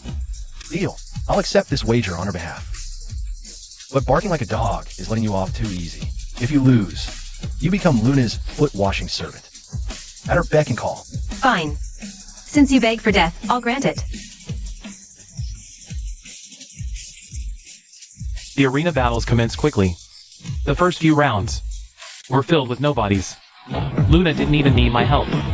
Armed with just a longsword, she swept them off platform. Swordsmanship ruthless. Every move aimed to kill, making the onlooker's skin crawl. Soon, it was time for the final showdown. Luna versus Princess Seraphina. With the referee's signal, Princess Seraphina stepped on stage with a vicious grin. She wasted no time on pleasantries. She pulled a golden beast summoning token from a spatial pouch. Crushing it, a terrifying aura flooded the arena. A deafening roar. A 20-meter two-headed fire drake materialized. Its body was covered in crimson scales. Two massive heads spewed searing flames, its aura. It was early 6th rank. The crowd erupted. Fatty Zhao gasped in shock. Holy hell! A 6th rank Inferno twin-headed drake. That's a draconic subspecies with pure dragon bloodline. The princess actually contracted a monster like this? Luna's dead for sure. A 6th rank against a 4th rank? This is a total mismatch. No suspense at all. Princess Seraphina stood atop the drake's back, looking down on Luna with utter contempt. She laughed, arrogance dripping from every word. Luna, feeling despair yet? This is the gap in heritage. Kneel and beg for mercy now. And I might just leave your corpse intact. Luna looked at the twin-headed beast. She wasn't panicked, as everyone expected. Instead, she glanced back at me. I gave a slight smirk. A look that said, I got this. The next instant, I moved, vanishing from the spot. When I reappeared, I was hovering in midair, right in front of the drake. The drake seemed to sense something. Both its massive heads swiveled towards me. But I gave it no time to react. I took a deep breath. Inner monologue. All things return to spirit. Suck it dry. Boom! An invisible vortex erupted, engulfing the twin-headed drake instantly. The once majestic drake let out a piercing shriek of agony. It realized in horror that the dragon blood and spiritual energy within its body were hemorrhaging uncontrollably, drawn by that pull, pouring into me in an endless stream. In just 3 breaths, its colossal frame visibly withered and shriveled. Its once crimson scales lost their luster, turning ashen. Both heads hung limp, the light in its eyes fading fast. With a thunderous crash, the once invincible 6th rank beast was now a massive, desiccated husk, slamming onto the stage, kicking up a cloud of dust. Ding! System, devoured 6th rank Inferno Drake. EP plus 500. All stats surged. I let out a satisfied belch. Dragon blood tastes way better than those mongrel beasts. Dead silence. You could hear a pin drop. Every jaw was on the floor. Eyes were about to pop out of their sockets. Fatty Zhao literally collapsed on his butt. His trousers were instantly soaked. One move. Just one move. A 6th-tier dire beast was instantly obliterated. It didn't even get a chance to fight back. Is this even human? This is a primordial monster wearing human skin. Princess Seraphina stood stunned atop the drake's corpse. She stared blankly at the desiccated husk at her feet. She simply couldn't accept reality. Until I flashed, landing right in front of her. That soul-shaking pressure enveloped her once more, jolting her awake. I looked down at her, a mocking smirk on my face. I spoke coldly. Little girl, your drake's gone. Now, time to pay up. Bark. Princess Seraphina paled, trembling uncontrollably. She wanted to flee, but under my pressure, she froze, mental defenses shattered. She burst into tears with a loud wail. Then, under the disbelieving gazes of everyone, kneeling, she sobbed barks. Woof, woof, woof. Royal dignity, noble pride were ground to dust beneath my heel. Luna stepped forward. She gave the princess a cold glance, said nothing more, and simply turned to the referee. Announce the results. The referee wiped cold sweat, shakily raising his hand. He announced loudly. The winner of this grand tournament, Luna. From this battle onward, Luna's name echoed through the imperial capital. At Dragonheart Academy, Luna paid no heed to the outside gossip and noise. She didn't bask in the glory and wealth her first-place rank brought. She took me directly. She plunged into the deepest, forbidden training grounds. Because she knew well, the real crisis was far from over. And deep within the Academy's forbidden zone lay a top-tier spirit vein, coveted by all. It was the foundation of Dragonheart Academy itself. And Luna's primary target this time. Late night. The moon was dark, the wind high. Several figures slipped past the patrolling guards without a sound. Arriving at the entrance to the forbidden grounds, Luna stared at the barrier shimmering with runic light before her. She frowned gravely. A 9th-tier dragon binding array. Only a Grandmaster can break it. If we attack it head-on, it'll instantly alert all the Academy elders. I stepped forward, looking at the complex array patterns. My eyes, however, gleamed with greed. What's an impenetrable fortress to others is an all-you-can-eat buffet to me. I gave Luna a pat on the shoulder. Signaling her to step back, I whispered. Watch and learn how a pro cracks a vault. With that, I pressed my entire body against the barrier. My proboscis shot out, plunging deep into the formation score. Ding! Detected, 9th-tier dragon binding formation. Commencing devour. As the system chime echoed, the supposedly unbreakable barrier began to tremble violently, its dazzling light rapidly dimming. The pure formation energy surged into my body like a river into the sea. In less time than it takes to drink a cup of tea, the Grandmaster trapping formation crumbled into a shower of light particles, vanishing into nothing. Luna's eyes twitched uncontrollably. Even though she knew my abilities, seeing it in action still made her heart race. As the formation shattered, a wave of incredibly dense spiritual energy washed over us. We charged into the spiritual vein's depths. There, coiled deep underground, was a massive spiritual vein resembling a true dragon, radiating a suffocating energy pulse. A wild joy flashed in Luna's eyes. She took a deep breath, immediately sat cross-legged. She began her Empress-level cultivation, voraciously devouring the immense energy. I wasn't idle either. Looking at this miles-long dragon vein, I was practically drooling. This is the world's essence, nurtured for 10,000 years. If I drain this thing dry, what level will I even reach? I didn't hold back. I shifted into my true form, transformed into a 100 mosquito beast. Proboscis in dragon vein. Glug glug glug. The sound was like a giant dragon drinking, shaking the entire underground cavern. Ding! Devouring essence. Plus 1,000 Evo points. Ding! Devouring essence. Plus 2,000 Evo points. Ding! Host leveled up twice. Rank 8th tier peak. An unprecedented, terrifying power flooded my entire being. My body underwent another metamorphosis. My dark golden carapace now bore intricate, mysterious Tao patterns. My proboscis turned crystalline, piercing. Meanwhile, Luna awoke from her cultivation trance. The aura around her had also undergone a dramatic transformation. Her cultivation had directly leaped several major realms. She reached 7th tier Marquis, eyes open, savoring surging power, gaze brilliant. She saw the spiritual vein and froze. The once radiant, flowing dragon vein was now a pile of grayish-white stone. Not a wisp of spiritual energy left. She turned and stared at me. Her face was a picture of disbelief. Luna clicked her tongue. Your appetite is seriously messed up. And you sucked it completely dry? But she snapped out of it quickly, her brow furrowing. She said, Something's off. We caused this huge commotion, even drained a dragon vein. The Academy's old monsters. Why haven't they reacted? Logically, by now, they should have stormed in already. I had shifted back to human form. My 8th tier power. Let my senses blanket the Imperial capital. Tuned into the outside for a second, then snapped them open wide. A predatory grin spread across my face. I licked my lips. Turning to Luna. Forget those old fossils. Right now, they're probably fighting for their own lives. Outside is way more interesting than in here. Luna jolted at my words and rushed out of the underground chamber.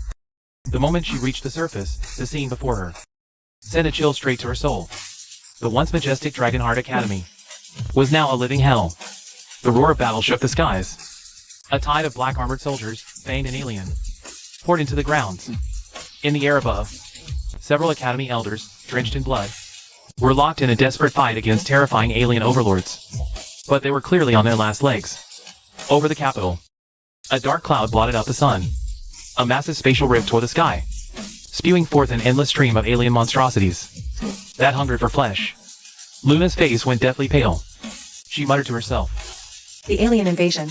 How is it this early? In my past life, we had 3 more years. Did my rebirth alter the timeline? As she stood frozen, a 7th tier alien commander spotted us. It let out a cruel laugh, hefting its massive, blood-stained axe, and brought it down on Luna's head. Human bitch. Die! Luna's hand flew to her sword, but a figure was already moving faster.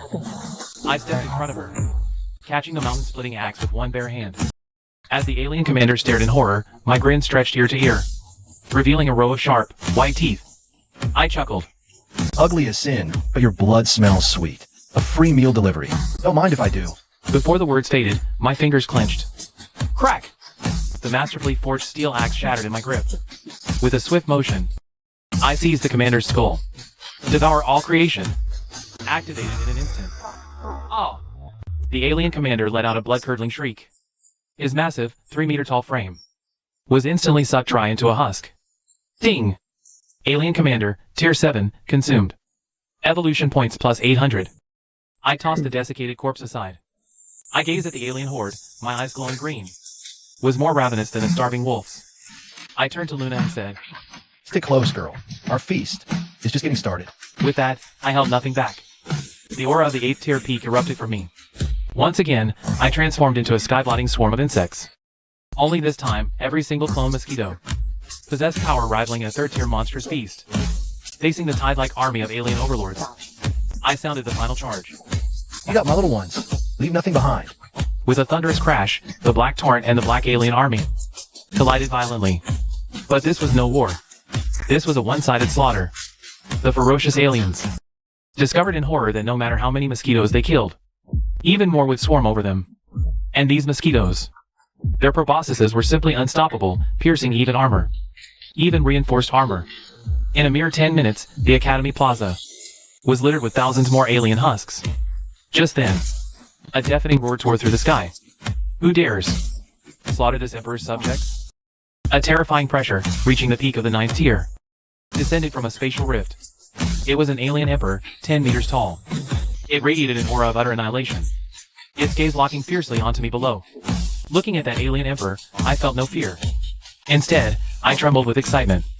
Peak 9th tier. What a feast! Absorbing it will push me into the 9th tier. I'll stand atop the world. I shouted to Luna. You handle mobs. The big one is mine. With that, I shot skyward, charging head-on, straight at the alien Emperor. Seeing this, it eyed me with contempt. A mere insect dares challenge heaven? Die! It threw a punch that shattered space itself. But I didn't dodge. I activated Gigantification of Light. I transformed into a giant mosquito and took the blow. Splutter. I coughed up blood, but my proboscis, in that critical moment, sank deep into its chest. I clung to its body for dear life, my 6 legs driving into its flesh like steel spikes. I roared at the top of my lungs. This is the moment I've been waiting for. Consume. Ultimate devour. Full power unleashed. The alien overlord's sphere twisted into pure terror. It could feel its life essence being drained away at a horrifying speed. It thrashed wildly, trying to shake me off, but I clung like a death leech, unyielding, As the devouring continued, my aura grew exponentially stronger, while the overlords faded to a flicker. Finally, amidst its despairing roar, ding! System notification chimed like heavenly music. Devoured 9th tier alien overlord. Shackles shattered. Promoted to 9th tier beast sovereign. Heaven and earth shifted. A wave of my own sovereign's pressure swept across the entire world. Even Luna, staring at that demonic figure in the sky. She broke into a stunned smile. She knew it, this lifetime. With this gluttonous mosquito, humanity's fate had been completely rewritten. As the massive, desiccated husk plummeted straight down from the sky. Thud! It smashed onto the Academy's Jade Plaza. The entire battlefield fell into a deathly, tomb-like silence. Whether the human warriors fighting for their lives, or the savage, bloodthirsty alien horde, every single one of them seemed frozen by a spell. Gaping dumbly at that demon god silhouette hanging in the air, I hovered above the clouds and let out a long, satisfied howl. Ascending to 9th tier beast sovereign? It's freaking orgasmic. My mind flashed with blinding light. Ding! Congratulations, host. Successfully devoured 9th tier sovereign core. Current rank upgraded to 9th tier beast sovereign. Only one final step remains to reach the 10th tier divine realm. Your mythic talent, ultimate evolution, has been triggered. Please select your 9th exclusive evolution site. I closed my eyes and gave the system a mental command. Reinforce my stomach space and digestive capacity. The alien invasion is in full swing now. This whole place is crawling with high-grade ingredients. If I get too full and it slows down my eating speed, that would just be disrespectful to these delivery boys. Reinforcement confirmed. Acquired passive mythic skill, heaven devouring earth swallowing. Stomach now contains a self-sustaining pocket dimension. Instantly refine any energy. No limit. Stacking enabled. Seeing this skill, my grin stretched from ear to ear. This is a god tier skill tailor-made for a bottomless pit like me. Finally, the alien army below snapped out of it. 8th tier commanders stared at their sovereign's dried up corpse and let out disbelieving, piercing shrieks. They just couldn't wrap their heads around it. To make sure this invasion was a guaranteed win, they even had a sovereign-level commander leading the charge. They thought they'd crush us like ants. But the villain barely showed his face, and gets vacuum dried into jerky by some random flying bug. Talk about a raw deal. The alien overlord commanders, eyes bloodshot, pointed at me in midair and roared with insane fury, swearing to kill me to avenge their sovereign, and make every last human pay. The next second, tens of thousands of alien overlord troops went completely berserk. They abandoned the human martial artists around them, and surged towards me in the sky like a black tsunami.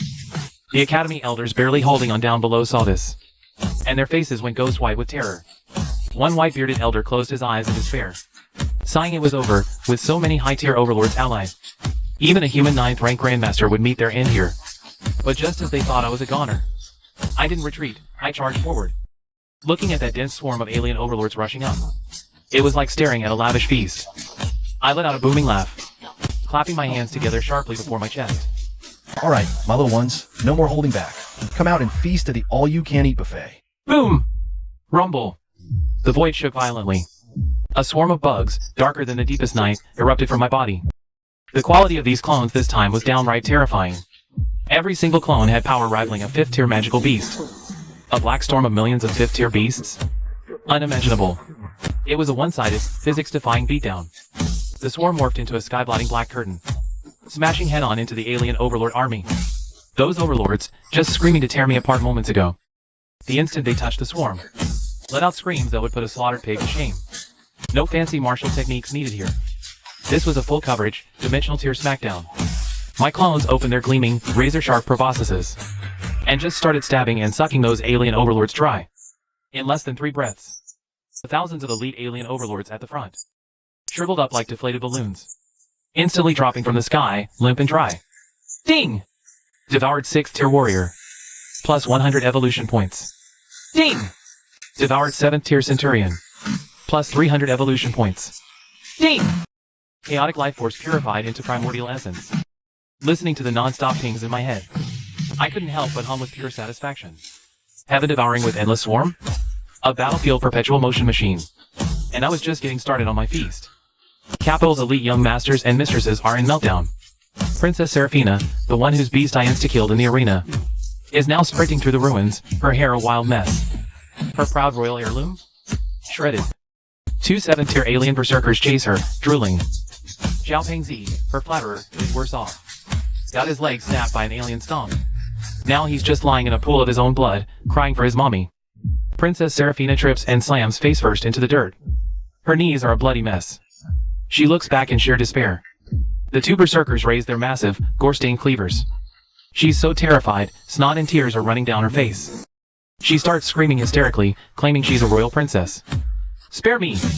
I'll give you endless spirit stones and beautiful women. But the aliens don't understand a word. A massive blade, reeking of blood, comes whistling down. Princess Seraphina squeezes her eyes shut. A sudden warmth spreads in her pants. The proudest princess of the capital just pissed herself. At the very last millisecond, a streak of black light pierces through the chests of both berserkers. Thud, their massive bodies freeze mid-motion. Then, right before our eyes, they shrivel up into desiccated husks. They collapse. The princess waits for the pain, but it never comes. Trembling, she opens her eyes. They see me on a husk, belching contentedly. I spit out a mouthful of blood with disgust. Gamey, didn't even need a floss. Princess Seraphina stares at my familiar face. Then at the pair of dark gold insect wings on my back. Her brain short circuits. Isn't that stupid mosquito Luna contracted? That demon who made her bark like a dog in public? She was just saved by a mosquito? Utter humiliation and primal fear collide inside her. Her eyes roll back, her legs stiffen, and she passes out cold. I glance at the puddle on the ground near her, shaking my head with utter contempt. Pathetic. All bark when things are easy. First trouble, she folds instantly. Not even worth being an appetizer. I don't waste another second on these useless noble brats. Instead, I turn my gaze skyward, to the highest point. There, a spatial rift 1,000 jong long still hangs, pulsing with a sinister, blood-red glow. That's the real invasion gateway. My senses tell me there are still countless life forces gathering on the other side. Seems they've noticed their vanguard got wiped. From the depths of the rift, a roar of pure fury echoes out. For alien princes, half-step legendary aura. Squeezed through rift, wreathed in dark energy. They stare down at the hellish, slaughterhouse scene below, their eyes practically bugging out of their sockets. One prince brandished a spear, pointing it at me and screaming curses. He demanded to know what kind of monster I was, that I dared to devour the noble armies of the saintly race. Seeing their utterly furious and flustered expressions, my eyes lit up like 2,000-watt searchlights. Holy crap, the delivery guy just dropped off a full-on family feast. It'd be a crime against myself not to eat this. My form instantly transformed into a streak of dark gold lightning, shooting straight up into the heavens. I didn't give them a chance to keep yapping. I opened my maw, my abdomen swelling and then violently contracting. A blue particle beam, 100 times thicker than before, erupted from my mouth. Today, I'll show you all. A point-blank attack. With a deafening boom. Boom! Annihilating beam smeared across the prince's faces. They didn't even have time to scream. The protective dark energy around them vaporized instantly. The beam's terrifying heat roasted them to a medium-rare state. Then, in a teleport, I was right in front of them. My devouring power unleashed at full, unreserved capacity. Under the humans' gobsmacked gazes below, I proceeded to suck them down, one by one, like they were candied hawthorns on a stick. Those four arrogant, half-step legendary princes, dried into jerky. Alien royal blood flooded my gut, instantly refined by devour heaven and earth. I let out a world-shaking, supremely satisfied belch, rippling the very space around me.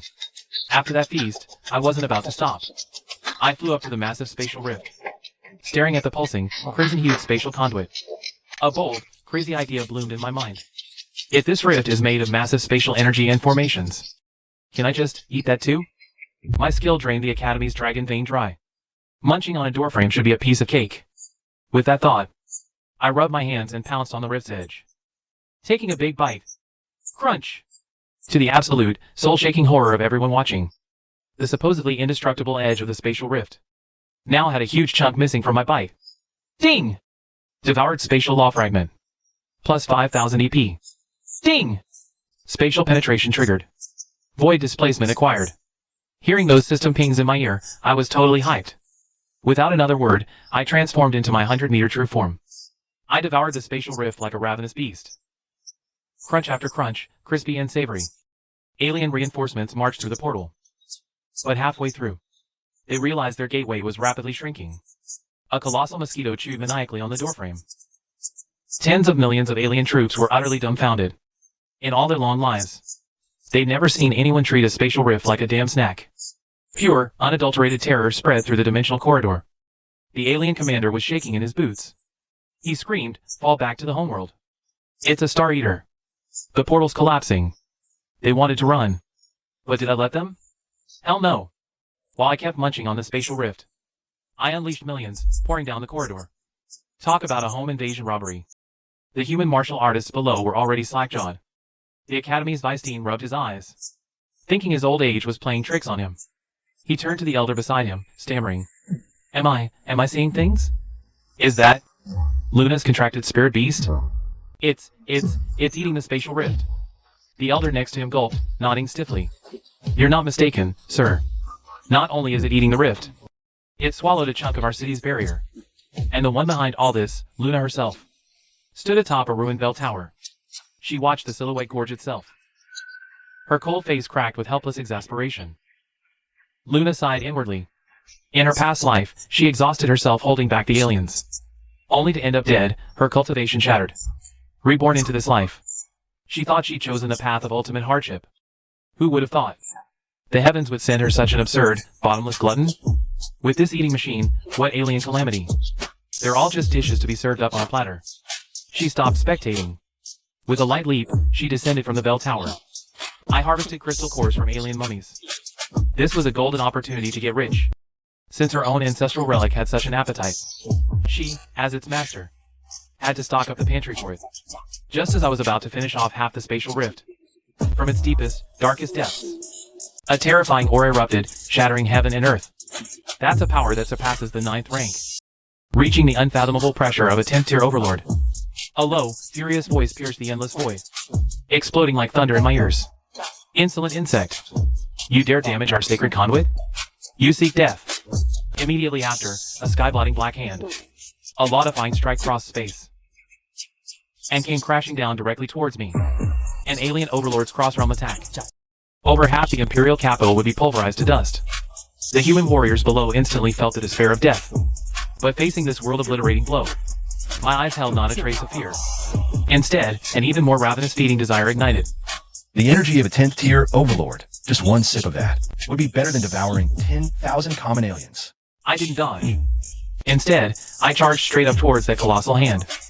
I activated my full power burst, devouring heaven, earth, all with soul assimilation. My proboscis became a black spear piercing the heavens. I roared inwardly with madness. Old fossil, there's a price for striking across realms. Today, I'll drain your life force as the toll. Break! Boom! My indestructible proboscis, carrying an unstoppable, razor-sharp edge, plunged directly into the palm of that black hand. At the moment of collision, a visible ripple of spatial distortion erupted with a deafening crack. The entire sky fractured like a shattered mirror.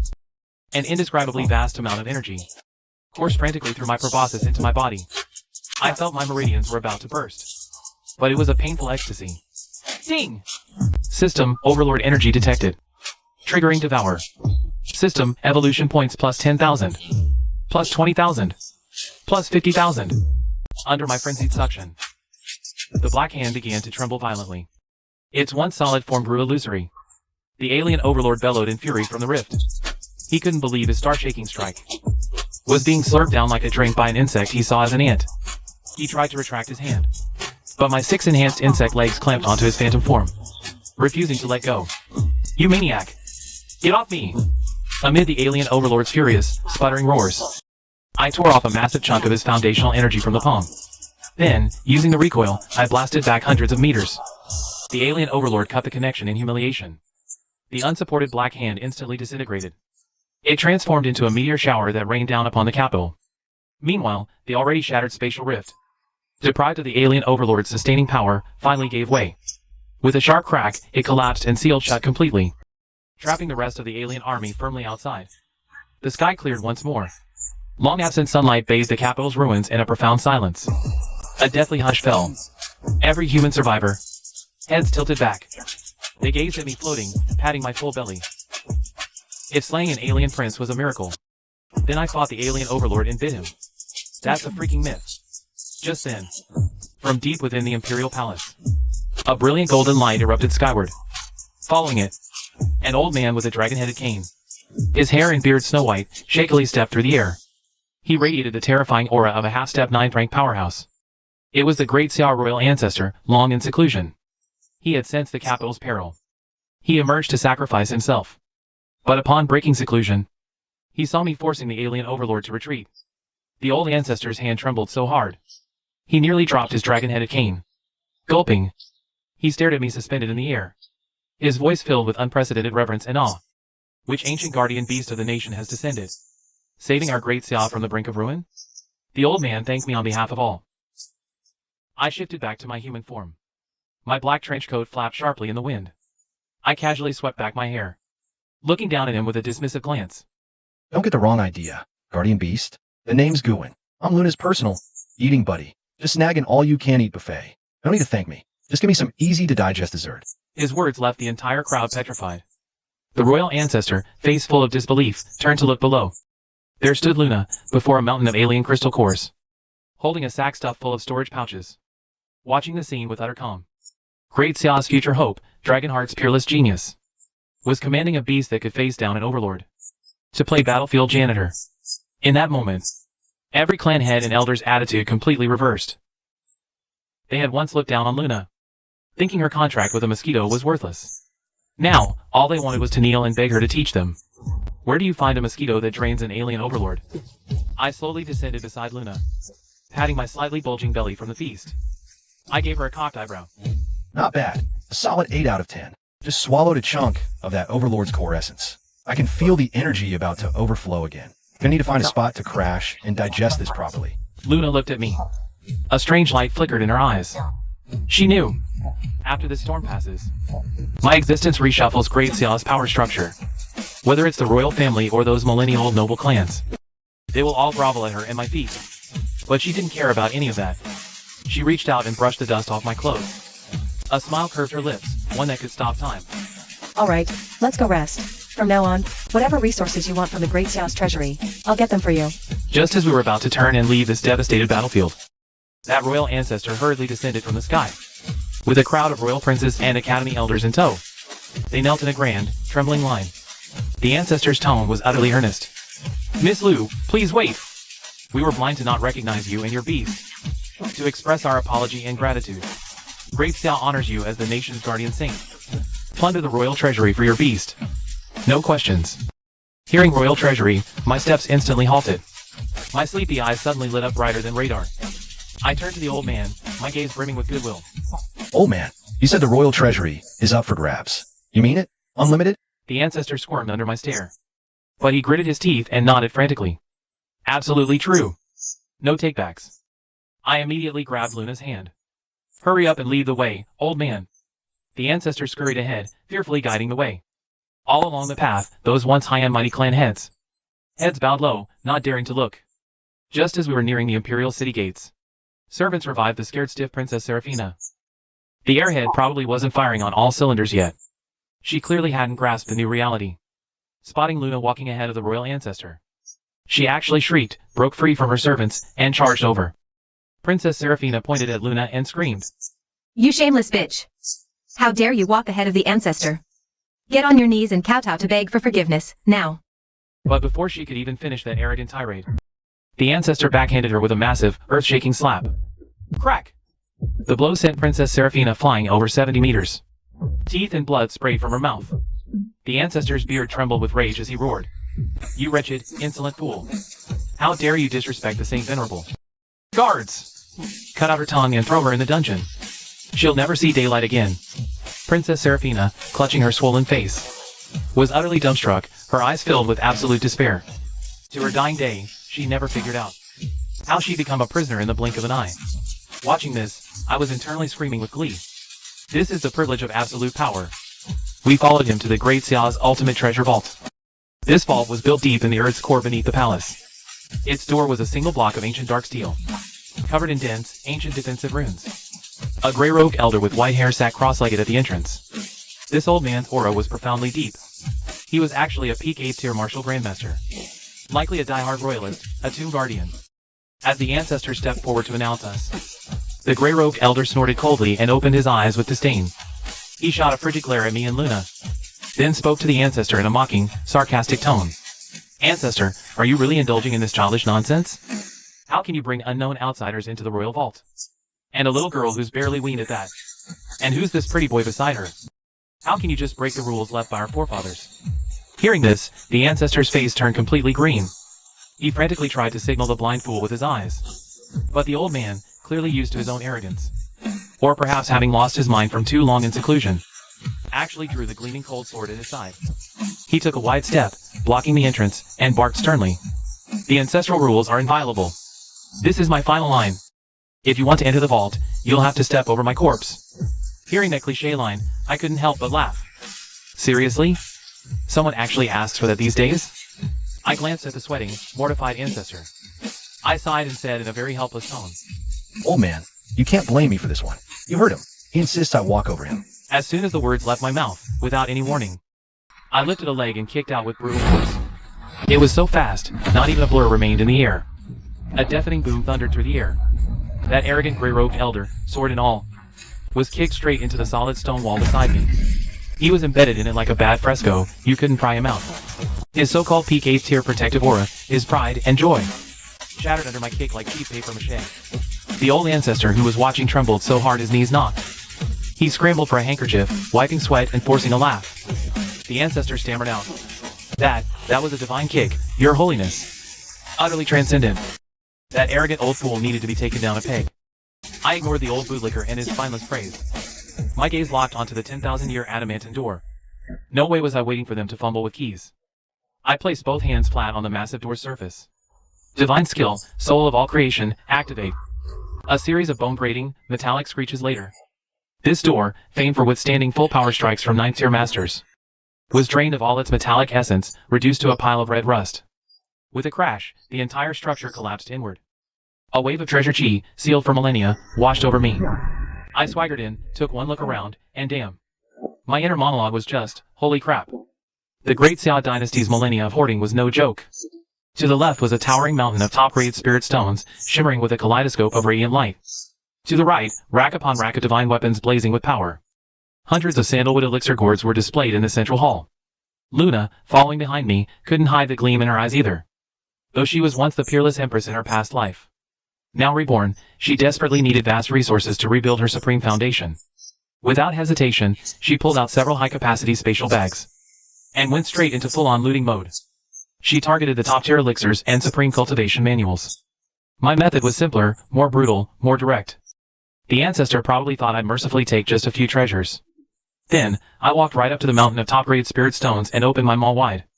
I activated my divine passive skill, Devour Heaven and Earth at full power. My mouth became a terrifying, bottomless vortex. I directed a powerful, sucking force straight at that mountain of top-grade spirit stones. A howling gale whipped up. Tens of millions of top-grade spirit stones transformed into a dazzling river of spiritual energy, arcing through the air before pouring straight into my stomach. Ding! System notifications rang in my mind like firecrackers. Devouring a massive quantity of top-grade spirit stones. Currently acquired evolution points, plus 10,000. I wiped my mouth and turned my gaze to the weapons. Heaven-tier divine sword? Earth-tier treasure blade? Didn't matter. Before my enhanced proboscis, they were all just crunchy biscuits. I picked up a gleaming cold steel spear, bit it in half, chewed it up with a couple crunches, and swallowed it down. Ding! The system broadcasted again. Devoured low-grade heavenly artifact. Plus 2,000 evolution points. Those pill gourds in the hall were next. Swallowed gourds and pills whole, lids and all. The ancestor watched, his heart bleeding in real time. He clutched his chest in agony, gasping for air. He looked ready to have a coronary on the spot. This was the Great Xia Dynasty's millennia of wealth. And I just treated it like a bag of chips. Crunch, crunch, gone. His soul died inside, but he dared not protest. He didn't even dare let out a squeak. He could only weep internally and desperately comfort himself. Money can buy peace. Just think of it as buying peace. Minutes later, over half the outer vault was cleared. I patted my stomach and let out a thunderous, echoing belch. My gaze shifted to a hidden chamber deep within, protected by a sophisticated, ancient stealth formation. Without my 9th rank breakthrough in sharp senses, I'd never have noticed anything was off about that corner. No time for chit-chat. I walked over and kicked the damn door open. The moment it opened, a wild, primal, and ferocious aura flooded out. In the center of the chamber stood a simple altar made of blue stone. On it, a single fist-sized black stone rested, looking almost lonely. Its surface was covered in strange, dark gold patterns. They pulsed rhythmically, as if the stone itself was breathing. The soot-covered ancestor finally shuffled in behind me. Looking at the stone, he sighed deeply and began to explain. This stone was unearthed by the founding emperor from corpses in a lethal ancient god and demon ruin. Everyone knew it contained world-ending, terrifying energy. For millennia, no royal technique could absorb it. A touch would drain your life force with its suction. So, they enshrined it here like a temperamental ancestor. Hearing this, I couldn't help but laugh out loud. Can't absorb it? And it absorbs your life force instead? Sounds like it thinks you humans have a pathetic palate. Without a moment's hesitation, I strode forward. I reached out and forcefully grabbed the black stone. The instant I touched it, I felt an immense force of resistance. It truly intended to drain my vast life energy dry. I sneered, my eyes filled with utter contempt.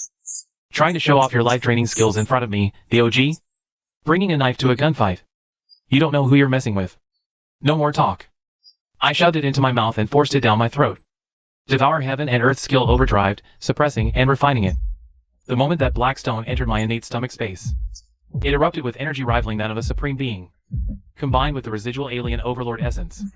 Two extreme forces clashed violently inside me. Ding! The system's voice grew grand and solemn. The system began a continuous, server-wide broadcast. System alert, ancient demigod core successfully assimilated by host. System, host fused supreme being's power.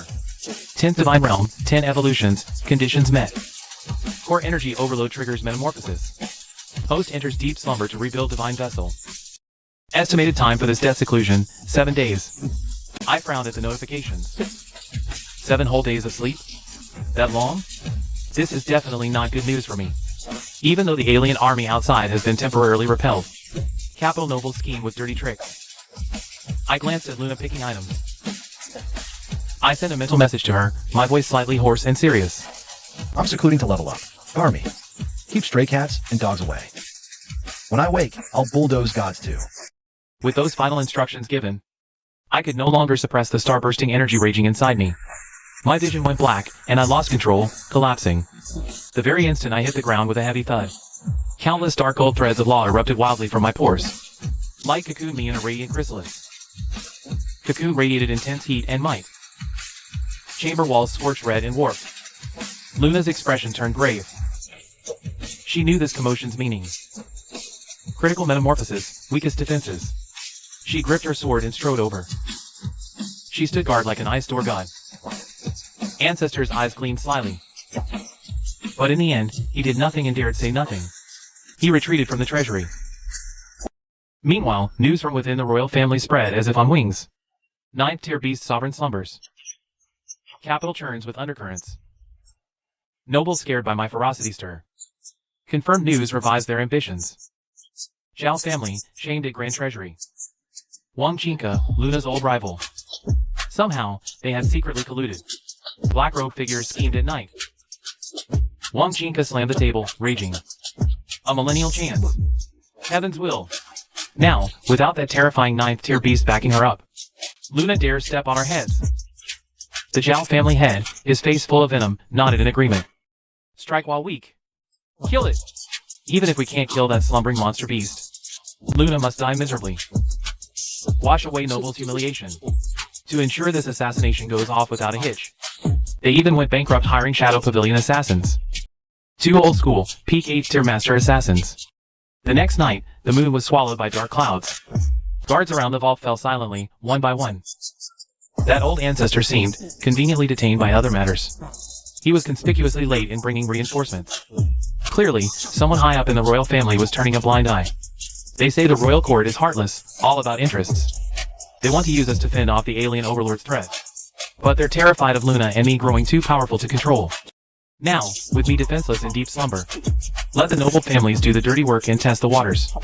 Outside the vault's crumbling main entrance, Wang Jinka and the Zhao head-led elites, closing in. Luna sat before the glowing cocoon like a statue. Her eyes were closed, her breathing steady. That blood-stained longsword lay across her knees. She heard the chaotic footsteps approaching. Slowly, she opened her eyes. Those stunningly beautiful eyes held no warmth, no fear. Just the impenetrable cold of a 10,000-year abyss. The supreme authority of her past life as the Empress erupted forth. Alone, sword in hand, she walked calmly through the door. Facing the horde of black-clad killers surrounding her like wolves, Luna merely let out a contemptuous, cold laugh. A casual wrist flick traced a graceful arc with her blade. A sword aura carved a deep trench in the ground. Her flat voice brimmed with absolute dominance. Cross this line, and you die in pieces. Seeing Luna isolated, Wang Jingke couldn't contain himself. He burst into a fit of arrogant, unrestrained laughter. Hiding behind his men, he pointed at Luna and shouted, "You little bitch. Dead and still acting high and mighty. Without that damn mosquito here to protect and save you today. Let's see how you handle this inescapable net. Brothers! Attack! Tear her to shreds!" Dozens of elite experts drew weapons and surged forward. A dense barrage of martial arts and spells rained down. Luna stood her ground, her expression utterly unchanged. She's been feasting on top-grade elixirs in the royal vault. Her reforged meridians, foundation at 7th tier peak. But the truly terrifying part was, she wasn't an ordinary 7th tier. Her past life's supreme sword techniques were on a level these mere mortals couldn't even begin to comprehend. Luna's toes seemed to barely touch the ground. Her beautiful form instantly dissolved into an elusive wisp of smoke. Without a trace of fear, she charged headlong, directly into the heart of that deadly storm. SHHHHT, the sound of cloth tearing echoed. The cold flash of a blade flickered through the crowd like lightning. The two rank 7 warriors charging at the front were decapitated cleanly, their heads tumbling to the ground. They didn't even have time to utter a final scream from their throats. Luna weaved through the crowd as effortlessly as taking a stroll through her own backyard. Each seemingly casual swing of her sword unfailingly and precisely claimed a life. Her swordsmanship was fast and precise. It was pure, unadorned technique, stripped of all flourish, meant for nothing but killing. In less time than it takes half an incense stick to burn. The ground outside the treasury was a river of blood. Mutilated corpses littered the floor. Wang Jingke and the Zhao family head, standing further back, finally had the color drain completely from their faces. Their scalps crawled. They couldn't begin to comprehend this scene that defied all reason. A martial arts cripple, recently mocked and discarded by her own clan. How could her combat power have skyrocketed to such a terrifying, monstrous level in such a short time? But then, a sudden mutation occurred. Two top assassins from the Shadow Pavilion, who had been lying in wait, finally made their move, disguising themselves among the scattered corpses like patient, venomous snakes. They erupted soundlessly from the deepest shadows. From left and right, with vicious precision, they locked onto the vital point of Luna's heart. This was the true, long-prepared, one-hit kill strike of two peak rank 8 assassins. Two daggers, dripping with virulent poison, and gleaming with a sickly green light, whistled through the air. They stabbed ruthlessly toward her unprotected back in her pale, exposed throat. Though Luna's experience was vast and her senses sharp, in this life, she was only at the 7th rank. Her cultivation and life force were a full tier behind. Her speed was just a fraction too slow. Relying on pure instinct, she barely twisted her body, dodging the fatal strike to her throat. But she couldn't avoid it completely. One of the daggers sliced deeply into the flesh of her left arm. Black blood instantly gushed forth, staining her plain sleeve crimson. The two assassins, seeing their strike hadn't delivered instant death, retreated like phantoms. They melted back into the darkness, ready to find an opening, and launched their next cruel ambush. Seeing Luna injured, Wang Jingke's face lit up with savage glee. His cheeks flushed with excitement as he roared in triumph. "She's been poisoned. It's an incurable toxin. She won't last long. Move it now. Finish her while she's weak. Kill her." Intense numbness and pain shot through Luna's arm. A sharp wave of numbness and pain. The Shadow Pavilion's venom was viciously potent. It coursed through her veins, corroding her martial meridians. Despite the cold sweat beating on her forehead, she didn't retreat an inch. With icy calm, she shifted her longsword from her left hand to her right, gripping it tight. Her gaze, which had long since seen through life and death, remained locked on the crowd before her. She'd promised that gluttonous comrade still sleeping behind her. She said she'd hold this door, and she wouldn't let a single soul in this world cross the line she'd drawn in the sand. Luna took a deep breath, forcing down the agony.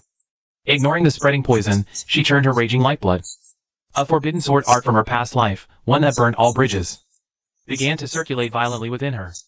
Even if using it now crippled her martial foundation in this life, so be it. But at that critical moment, just as battle was about to erupt, a thunderous, muffled boom erupted from deep within the chamber behind her. It was followed by a sickening, grinding, crack crack crack that wouldn't stop. The sound of an indestructible, legendary grade-like cocoon, shattering completely and falling away. Simultaneously, an aura that made the very space of half the imperial capital tremble violently. Like a supreme being slumbering since time immemorial, had suddenly opened its eyes. A terrifying pressure, transcending all mortal understanding, crashed down upon the land. The two Shadow Pavilion assassins, poised to strike, instantly froze in place, petrified. The pressure was so immense, they couldn't even twitch a finger. Panic flooded their faces. Their tightly gripped daggers slipped from nerveless fingers, clattering uselessly to the floor. In that instant, everyone felt as if an invisible mountain had been slammed onto their backs. Too heavy, dull thumps echoed. The two 8th tier powerhouses, unable to offer any resistance, simply buckled at the knees and dropped to the ground. The suppression wasn't limited to those in front. Even Wang Chinka and the Zhao family head were knocked out cold, crushed flat. Organs ruptured, bones snapped, under the immense gravitational force. Then, in the deathly silence that followed, a voice, icy to the bone and dripping with boundless bloodlust, lazily drifted out. From the depths of the dark chamber, agonizingly slow. So, I just took a solid, honest-to-goodness nap for a few days. And you pathetic, back alley gutter trash. Already got a death wish, daring to touch someone under my protection? Really tired of living, huh? With a series of heavy, thudding footsteps, hands in my pockets, I strolled out leisurely from the darkness of the chamber. My form was still that slender human body, but now it was traced with swirling dark divine sigils. Even a casual, idle breath I exhaled caused the surrounding space to fracture slightly. The 10th divine realm. This terrifying, world-shattering power at my fingertips. Damn, it felt so good every cell in my body was screaming with joy. But my expression was frozen in a terrifying scowl. Because the first thing I saw was that stubborn woman, Luna, propping herself up desperately with a broken sword. Her jade-white left arm was oozing a glaring, sickly black poison blood. Vicious black veins had already crawled up to her shoulder. I didn't even glance at the groveling insects on the floor. With a single step, I instantly teleported to Luna's side. I frowned, giving her a cold once-over. My tone was laced with exasperated blame.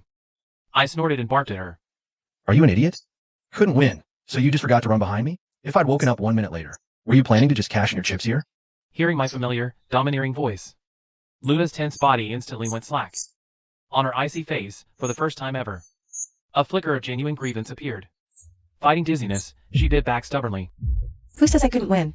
I just hadn't used my final, mutual destruction move yet. Looking at her Tsundere act of pure denial, an indescribable irritation flashed through me. No more words. I just grabbed her injured left arm. She hissed in pain, instinctively trying to pull away. I glared at her coldly, growling, "Don't move." Then, the center of my palm split open. A miniature vortex proboscis, clamped directly and firmly onto her wound. Devour Heaven and Earth passive activated fully. Even an 8th tier Grandmaster couldn't handle that venom. Was nothing more than cheap, spike punch to me. In just 2 seconds, the blackened, poisoned blood in her arm was sucked completely dry. Not only that, I fed supreme spiritual energy back into her. Ding! Toxin essence of 8th tier fatal dust absorbed. Automatically converted to host god tier immunity to all poisons. Luna's originally deathly pale complexion instantly regained its healthy flush. She was stunned, feeling the surging, reviving vitality within her. She stared at me, dumbfounded, unable to form a complete sentence. I let go of her hand cleanly, turned around, and faced the group of assassins kneeling on the ground, expressionless. I glanced at Wang Chinka and the Zhao family head, who were still pinned flat by the pressure. My eyes now revealed pure, unrestrained killing intent. I let out a cold, arrogant laugh and spoke. Alright, now it's time to settle our blood debt. You sewer rats. You actually dared to raid my home while I was sleeping? My 10th tier divine realm isn't just for show. The Shadow Pavilion's top assassins were drenched in sweat. They cowed out desperately, heads hitting stone. Scalps cracked, blood flowed, but they dared not stop. One assassin's voice trembled with despair as he begged for mercy. Divine Venerable, spare us. Please, spare us. We were just doing a job. We were blinded by greed. Please, treat us like a useless fart and let us go. Watching their pathetic, groveling struggle to survive, I felt not a shred of pity, only utter contempt. I took a slow, deliberate step forward, looking down at them from above, utterly merciless. I shook my head, my tone dropping to an icy chill. Let you go. You poisoned the very person I'm protecting. And now you think just doing a job is a free pass to crawl away? That's what is the world such a sweet deal for cheap thugs. The moment the words fell, I didn't even lift a finger. With a single, violent thought, my 10th tier divine realm pressure crushed down like a mountain. The two 8th tier assassins, who boasted of a one-hit kill, didn't even have time to scream before their end. The sheer force of spatial gravity instantly crushed them into a bloody mist. I opened my maw and inhaled sharply. 2 dense clouds of life essence and vital energy sucked right into my gut. Ding! The system's prompt chimed in right on cue. 2 peak 8th rank warriors devoured. Vitality evolution points massively increased. Wang Qingke and the Zhao clan had witnessed this brutal, utterly gory spectacle. They were so terrified, they pissed themselves on the spot. A pungent, fishy stench, thick as a northeastern blizzard, filled the air. Wang Qingke desperately reached out a grimy hand to clutch at Luna's hem. Sobbing, he tried to guilt-trip her with family loyalty. Wang Qingke wailed, his voice hoarse with terror. "Luna! I'm your elder, your flesh and blood. Didn't I mentor you in the clan all those years? Tell this divine beast to stop. Spare my miserable life. I'll kowtow, I'm begging you. I was wrong." The Zhao clan had joined in, banging his head against the ground with a thunderous racket. Luna looked at these 2 hypocritical clowns, who once held themselves so high and mighty. Her eyes were filled with utter disgust and absolute indifference. She took a large, deliberate step back, recoiling from Wang Qingke's filthy grasp. Her voice was as cold as winter ice shards. "When you were trying to kill me just now." Did you remember I was your junior? Now with the blade at your neck, you beg? Too late. Your fates rest solely with the Divine Sovereign. Hearing Luna's perfectly appropriate response, I snapped my fingers in immense satisfaction. I grinned cruelly, pronouncing sentence on the 2 old trash. You heard the boss lady. The verdict's in. No one leaves here alive, wings or not. Without warning, 2 beams of dark particle energy shot from my fingertips, though thin as common chopsticks. They contained the world-ending power of the 10th rank. They pierced with unerring precision, straight through the fatal acupoints between their brows. They died instantly, without even a twitch of agony. Their bodies hit the ground, not even cold yet, when I mercilessly activated all things to spirit. In an instant, their flesh and souls were drained, leaving behind 7 brittle, desiccated skeletons. A frigid night wind swept past. The skeletons instantly turned to white ash, scattering in the wind. Not a single speck of their remains was left to sully this world. With those clowns dealt with, I looked deep into the Imperial City. After breaking through to the 10th tier perfection, my spiritual sense could effortlessly blanket every single corner of the great Xia capital. Crystal clear, I could sense it. Deep within the palace, in that heavily guarded golden hall, that 2-faced old fossil of the great Xia royal family was cowering behind a bronze mirror, spying on the whole thing. Every bit of the carnage that just went down.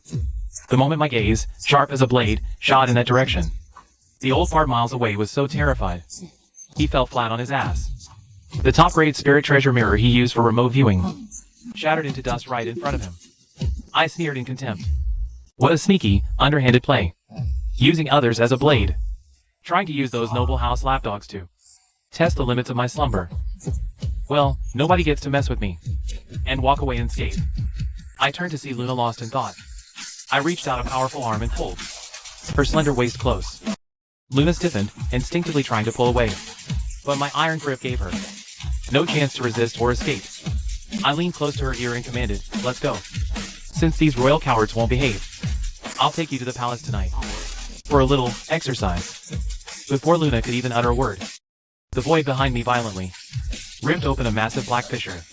10th tier divine skill, void displacement, activated at full power. With Luna, I vanished from the ruins of the treasure vault. The next instant, within the opulent, tension-filled palace hall, the great Xia Emperor and the old ancestor were sweating bullets, desperately trying to come up with a plan. The ancestor's voice trembled, his teeth chattering. "We're doomed. Utterly doomed." That murderous beast woke up early, and his aura, it's at least 10 times more terrifying than before his slumber. That glance just now, he must have stepped into the legendary, ineffable 10th tier divine realm. The Emperor Daxiao was panicking like an ant on a hot stove. In utter despair and anxiety, he desperately clutched the ancestor, asking what they should do now. The fact that we stood by and let those assassins do their work. A being of that magnitude must have seen it all, crystal clear, before his words could even fully land. The supposedly indestructible, magnificent dragon-carved dome above the great hall suddenly exploded into a million pieces. Countless massive stone blocks and golden glazed tiles came crashing down without warning. All the 8th rank Imperial guards inside the hall. The Imperial guards were sent flying, coughing up blood. Luna and I descended like divine judges from the 9th heaven, our feet landing amidst the swirling dust, right before the Emperor's massive dragon throne. I casually lifted my foot and kicked that solid gold throne into smithereens. I stood brazenly on the high platform, looking down on them with utter contempt. I stared at the ancestor's face, pale as paper. A sneer of utter disdain curled my lips as I questioned him. Old man, what's so important? What's all this talk of state affairs? It was quite the party back at my vault entrance. Didn't even see you passing by for a look. Some nation-protecting supreme, venerable treatment, this is. Pretty pathetic and embarrassing, don't you think? The ancestor's legs gave out in terror, and he crashed to his knees on the marble floor with a heavy thud. Seeing his clan's most powerful ancestor kneel so disgracefully, the Daxia Emperor didn't dare remain standing for a second longer. He wouldn't dare to remain standing. He followed suit, dropping to the icy cold floor with a loud thump, assuming the most submissive, prostrate position. The ancestor trembled violently, as if standing naked in a blizzard. He trembled like a leaf in the snow. He stammered a pathetic excuse. He wove a clumsy lie. Sweat pouring, his voice trembling with a sob, he pleaded, "Divine Venerable, please, calm your wrath. Spare us." This lowly one was at a cultivation bottleneck. I was in secluded meditation, contemplating the heavenly Tao. I had no idea such a treasonous event was happening. Such a treasonous, horrifying act. Had I known anyone dared touch your people, Divine Venerable, I would have been the first to draw my sword and slaughter them all. I would have torn them limb from limb. Listening to this idiotic, transparent lie, the icy mockery on my lips grew even sharper, more biting. I couldn't be bothered to listen to this bullsh asterisk T any longer. With a cold, precise motion, my hand lifts and aims directly at the kneeling patriarch below. A terrifying suction force, capable of rending the void itself, coalesces violently in my palm. The patriarch instantly feels the chi, blood, and spiritual energy he's cultivated for a millennium surge uncontrollably outwards.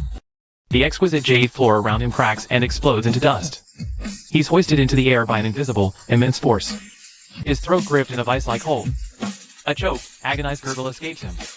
His wrinkled, age-spotted face instantly turns a suffocated, purplish red. His eyes are filled with the sheer, abject terror of oblivion. Below, the great Xia Emperor kowtows frantically. His head smashed, flesh split, blood pooled. He begs for mercy, for a chance. The Emperor wails in despair for his life. "Spare us, Great One! Grant us a path to survival." From this day forward, the entire great Xia nation surrenders. Henceforth, these 10,000 miles of land shall be ruled solely by Miss Luna's command. Hearing the Emperor's immediate capitulation, the draining suction in my hand pauses, ever so slightly. I slowly turn my gaze towards Luna, who has been standing quietly to the side. Her expression is cool and detached as she observes this violent shift of power unfolding. Her aura, sovereign of all, viewing mortals as ants, is now fully unveiled. I know that for her to regain her peak swiftly, she needs a vast empire to amass resources at a breakneck pace. If I just indulge myself and drain these high-ranking scumbags dry right here, who's going to run around the country, being our pack mules, gathering all the rare treasures we need to advance? Like tossing out trash, I hurl the half-dead old man hard against the solid wall. A thunderous boom echoes as the palace wall is cratered by the impact of his body.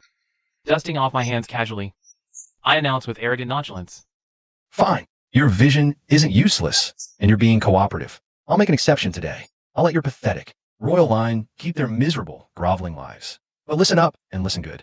From this moment on, this so-called Great Xia, it's now the House of Luna. Luna is your one and only, absolute, new empress. And, as a friendly heads up to all of you, before sunset tomorrow, you will deliver to us all top-grade spirit veins and rare treasures from every prefecture. Every last scrap of them, move it all, to the central plaza of this imperial palace. If I find so much as one missing crystal core, or a single medicinal herb, I'll drain every last one of your royal family.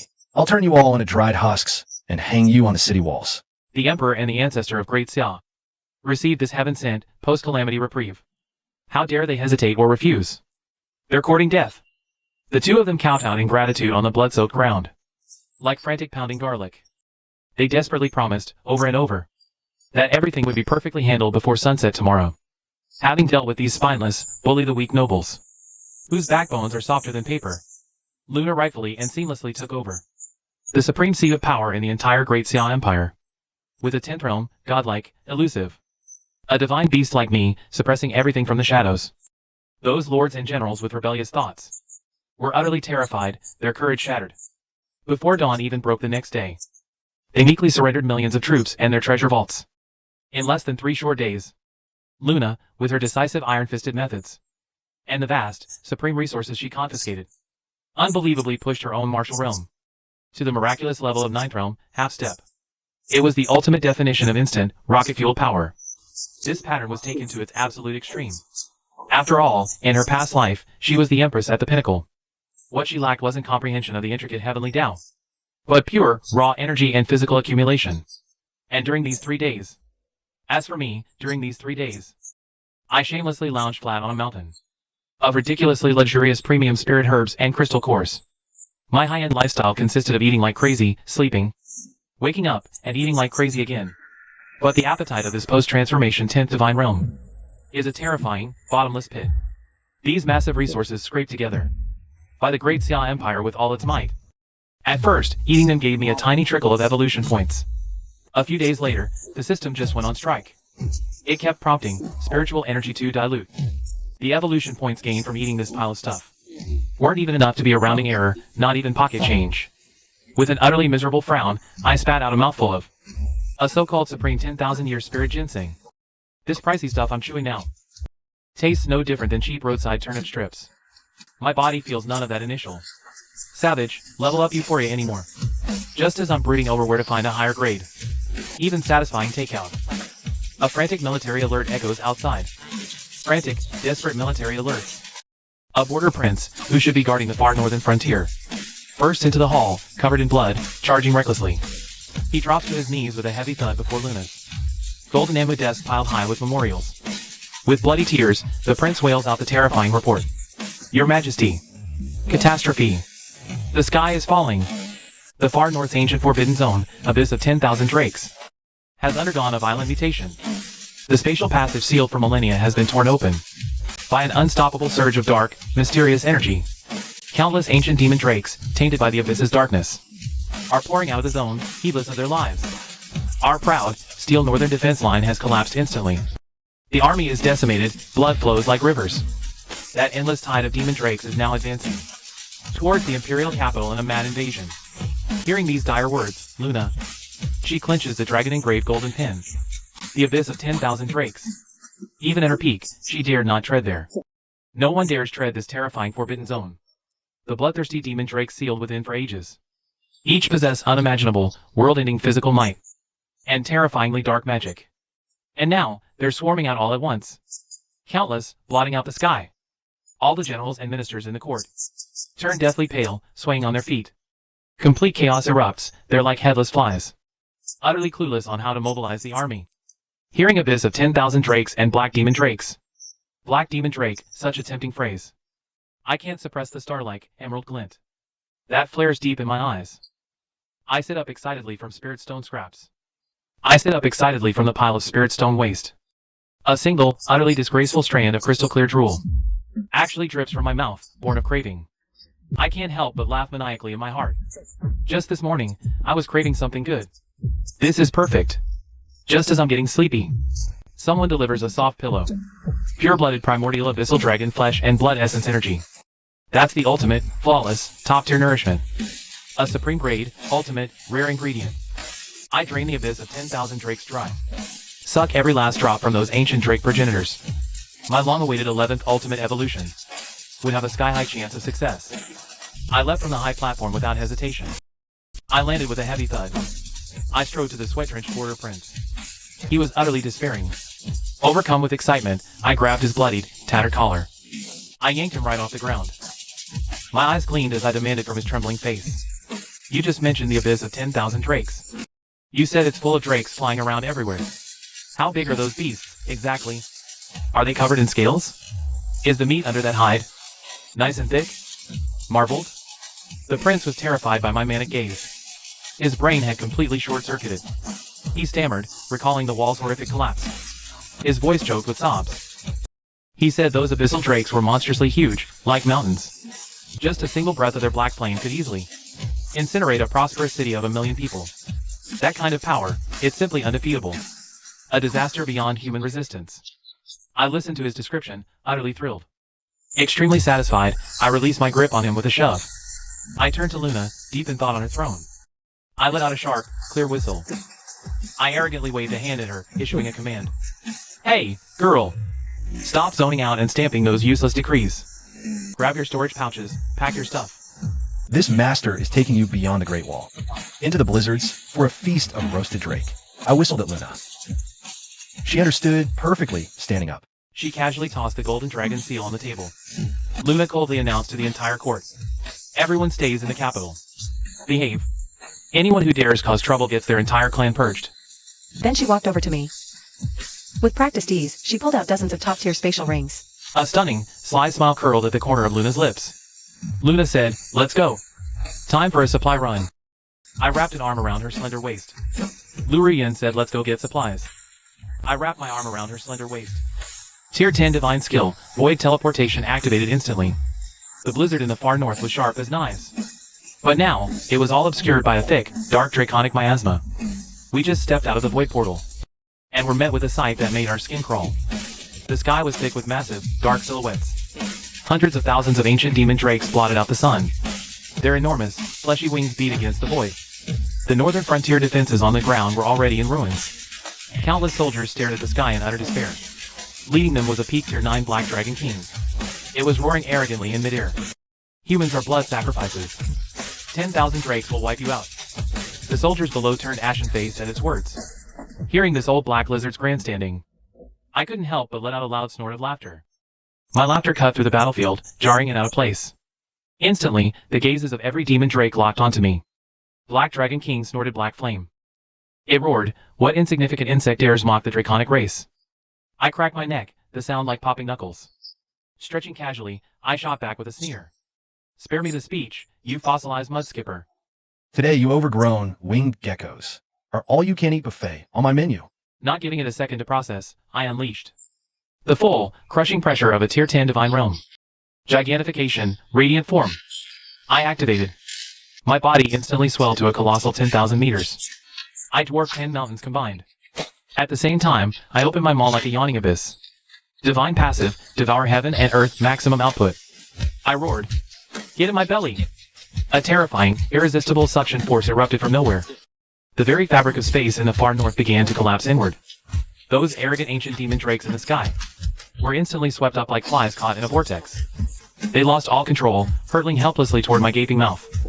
The Black Dragon King's eyes nearly popped out of its skull in terror. It flapped its wings desperately against the pull. "What kind of monster is this?" It shrieked in panic. "It can even consume the void itself?"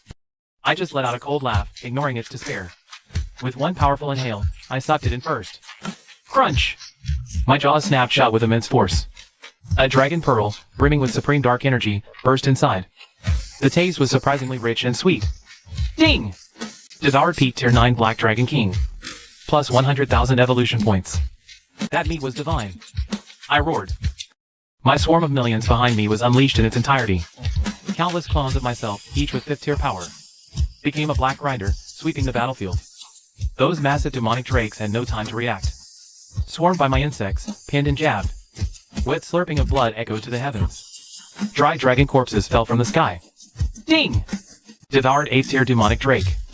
Evolution points plus 50,000. Ding! Devoured 7th tier wyvern.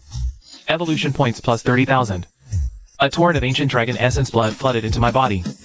My stagnant evolution bar began to skyrocket. In less than half an hour, a terrifying army of 100,000 demonic drakes was completely devoured by me, pushed to the brink of extinction. Luna down below was collecting hides and bones until her arms ached. Her dozens of top-tier spatial rings were already stuffed full. Just as I was about to mop up the last of it, from the deepest depths of the abyss of 10,000 drakes, came a draconic roar that shattered the very void.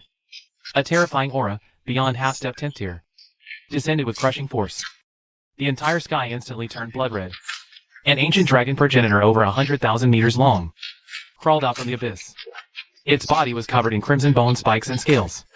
Each breath it took caused the laws of heaven and earth to crumble. The progenitor saw its slaughtered descendants. It fell into an absolute, primal rage. The progenitor roared, shattering stars. "I will tear out your soul and roast it in the 9 netherplane for 10,000 years." Then, it opened its maw, large enough to swallow planets, and unleashed a world-ending beam of pure annihilation straight at me. Facing this ultimate strike that transcended the divine realm, the human soldiers below shut their eyes in terror. But I was so excited my eyes were practically glowing with greed. This was the ultimate, premium ingredient I'd been waiting for. Not only did I not dodge, I charged straight into the face of that death beam. I used all to spirit and devour heaven. I shouted arrogantly, "Thanks for the premium drink, bro." That beam, capable of piercing stars. I slurped it all down like a strand of noodles. Seeing its strongest attack devoured, the primordial dragon progenitor froze dead in its tracks, its massive body rigid. It shrieked in utter horror. That's impossible. It turned, trying to flee back into the abyss. But how could I let a perfectly roasted duck fly away? My back erupted with light-speed propulsion. In an instant, I was right above its head. My dimension-piercing super proboscis shot out and plunged deep into its massive dragon progenitor heart. Suck it dry. The primordial dragon progenitor let out a bone-chilling shriek, its 100,000-meter body writhing desperately to break free. But I was anchored to it, not letting go for a second, draining its primal essence like a cosmic black hole. Ancient god dragon was completely reduced to a dried-up, oversized skeleton. System alert, ultra-rare, ding. Successfully devoured 11th tier primordial god-level dragon progenitor. Conditions for ultimate 11th tier architect of reality evolution met. Initiating final transcendence. A pillar of prismatic light, spanning the entire cosmos, enveloped me. I felt my very existence shatter every conceivable limit. I could now command all energy and matter. Even time and space flowed like playthings between my fingers. I stepped out from the radiant pillar, my form restored to a perfect, sleek human shape. Yet, even standing there casually, the very laws of reality bowed and knelt in submission. I had completed the journey. From a lowly mosquito to the supreme architect of reality. Luna streaked to my side like a comet, gazing at my godlike form now, her eyes filled with deep infatuation and boundless pride. Luna whispered to me. The Great Xia Empire is now unrivaled. Nothing in this world can threaten us anymore. I chuckled, wrapping an arm around her shoulders, and placed a gentle kiss on the forehead of this peerless empress. I casually let out a satisfied burp, my gaze fixed on the dazzling sea of stars beyond the endless void. A wildly arrogant laugh escaped me. I declared loudly to her. Since I've cleaned out the menu in this world, let's pack up tomorrow and hit the road to a new universe. The cosmic buffet is waiting, and I'm starving.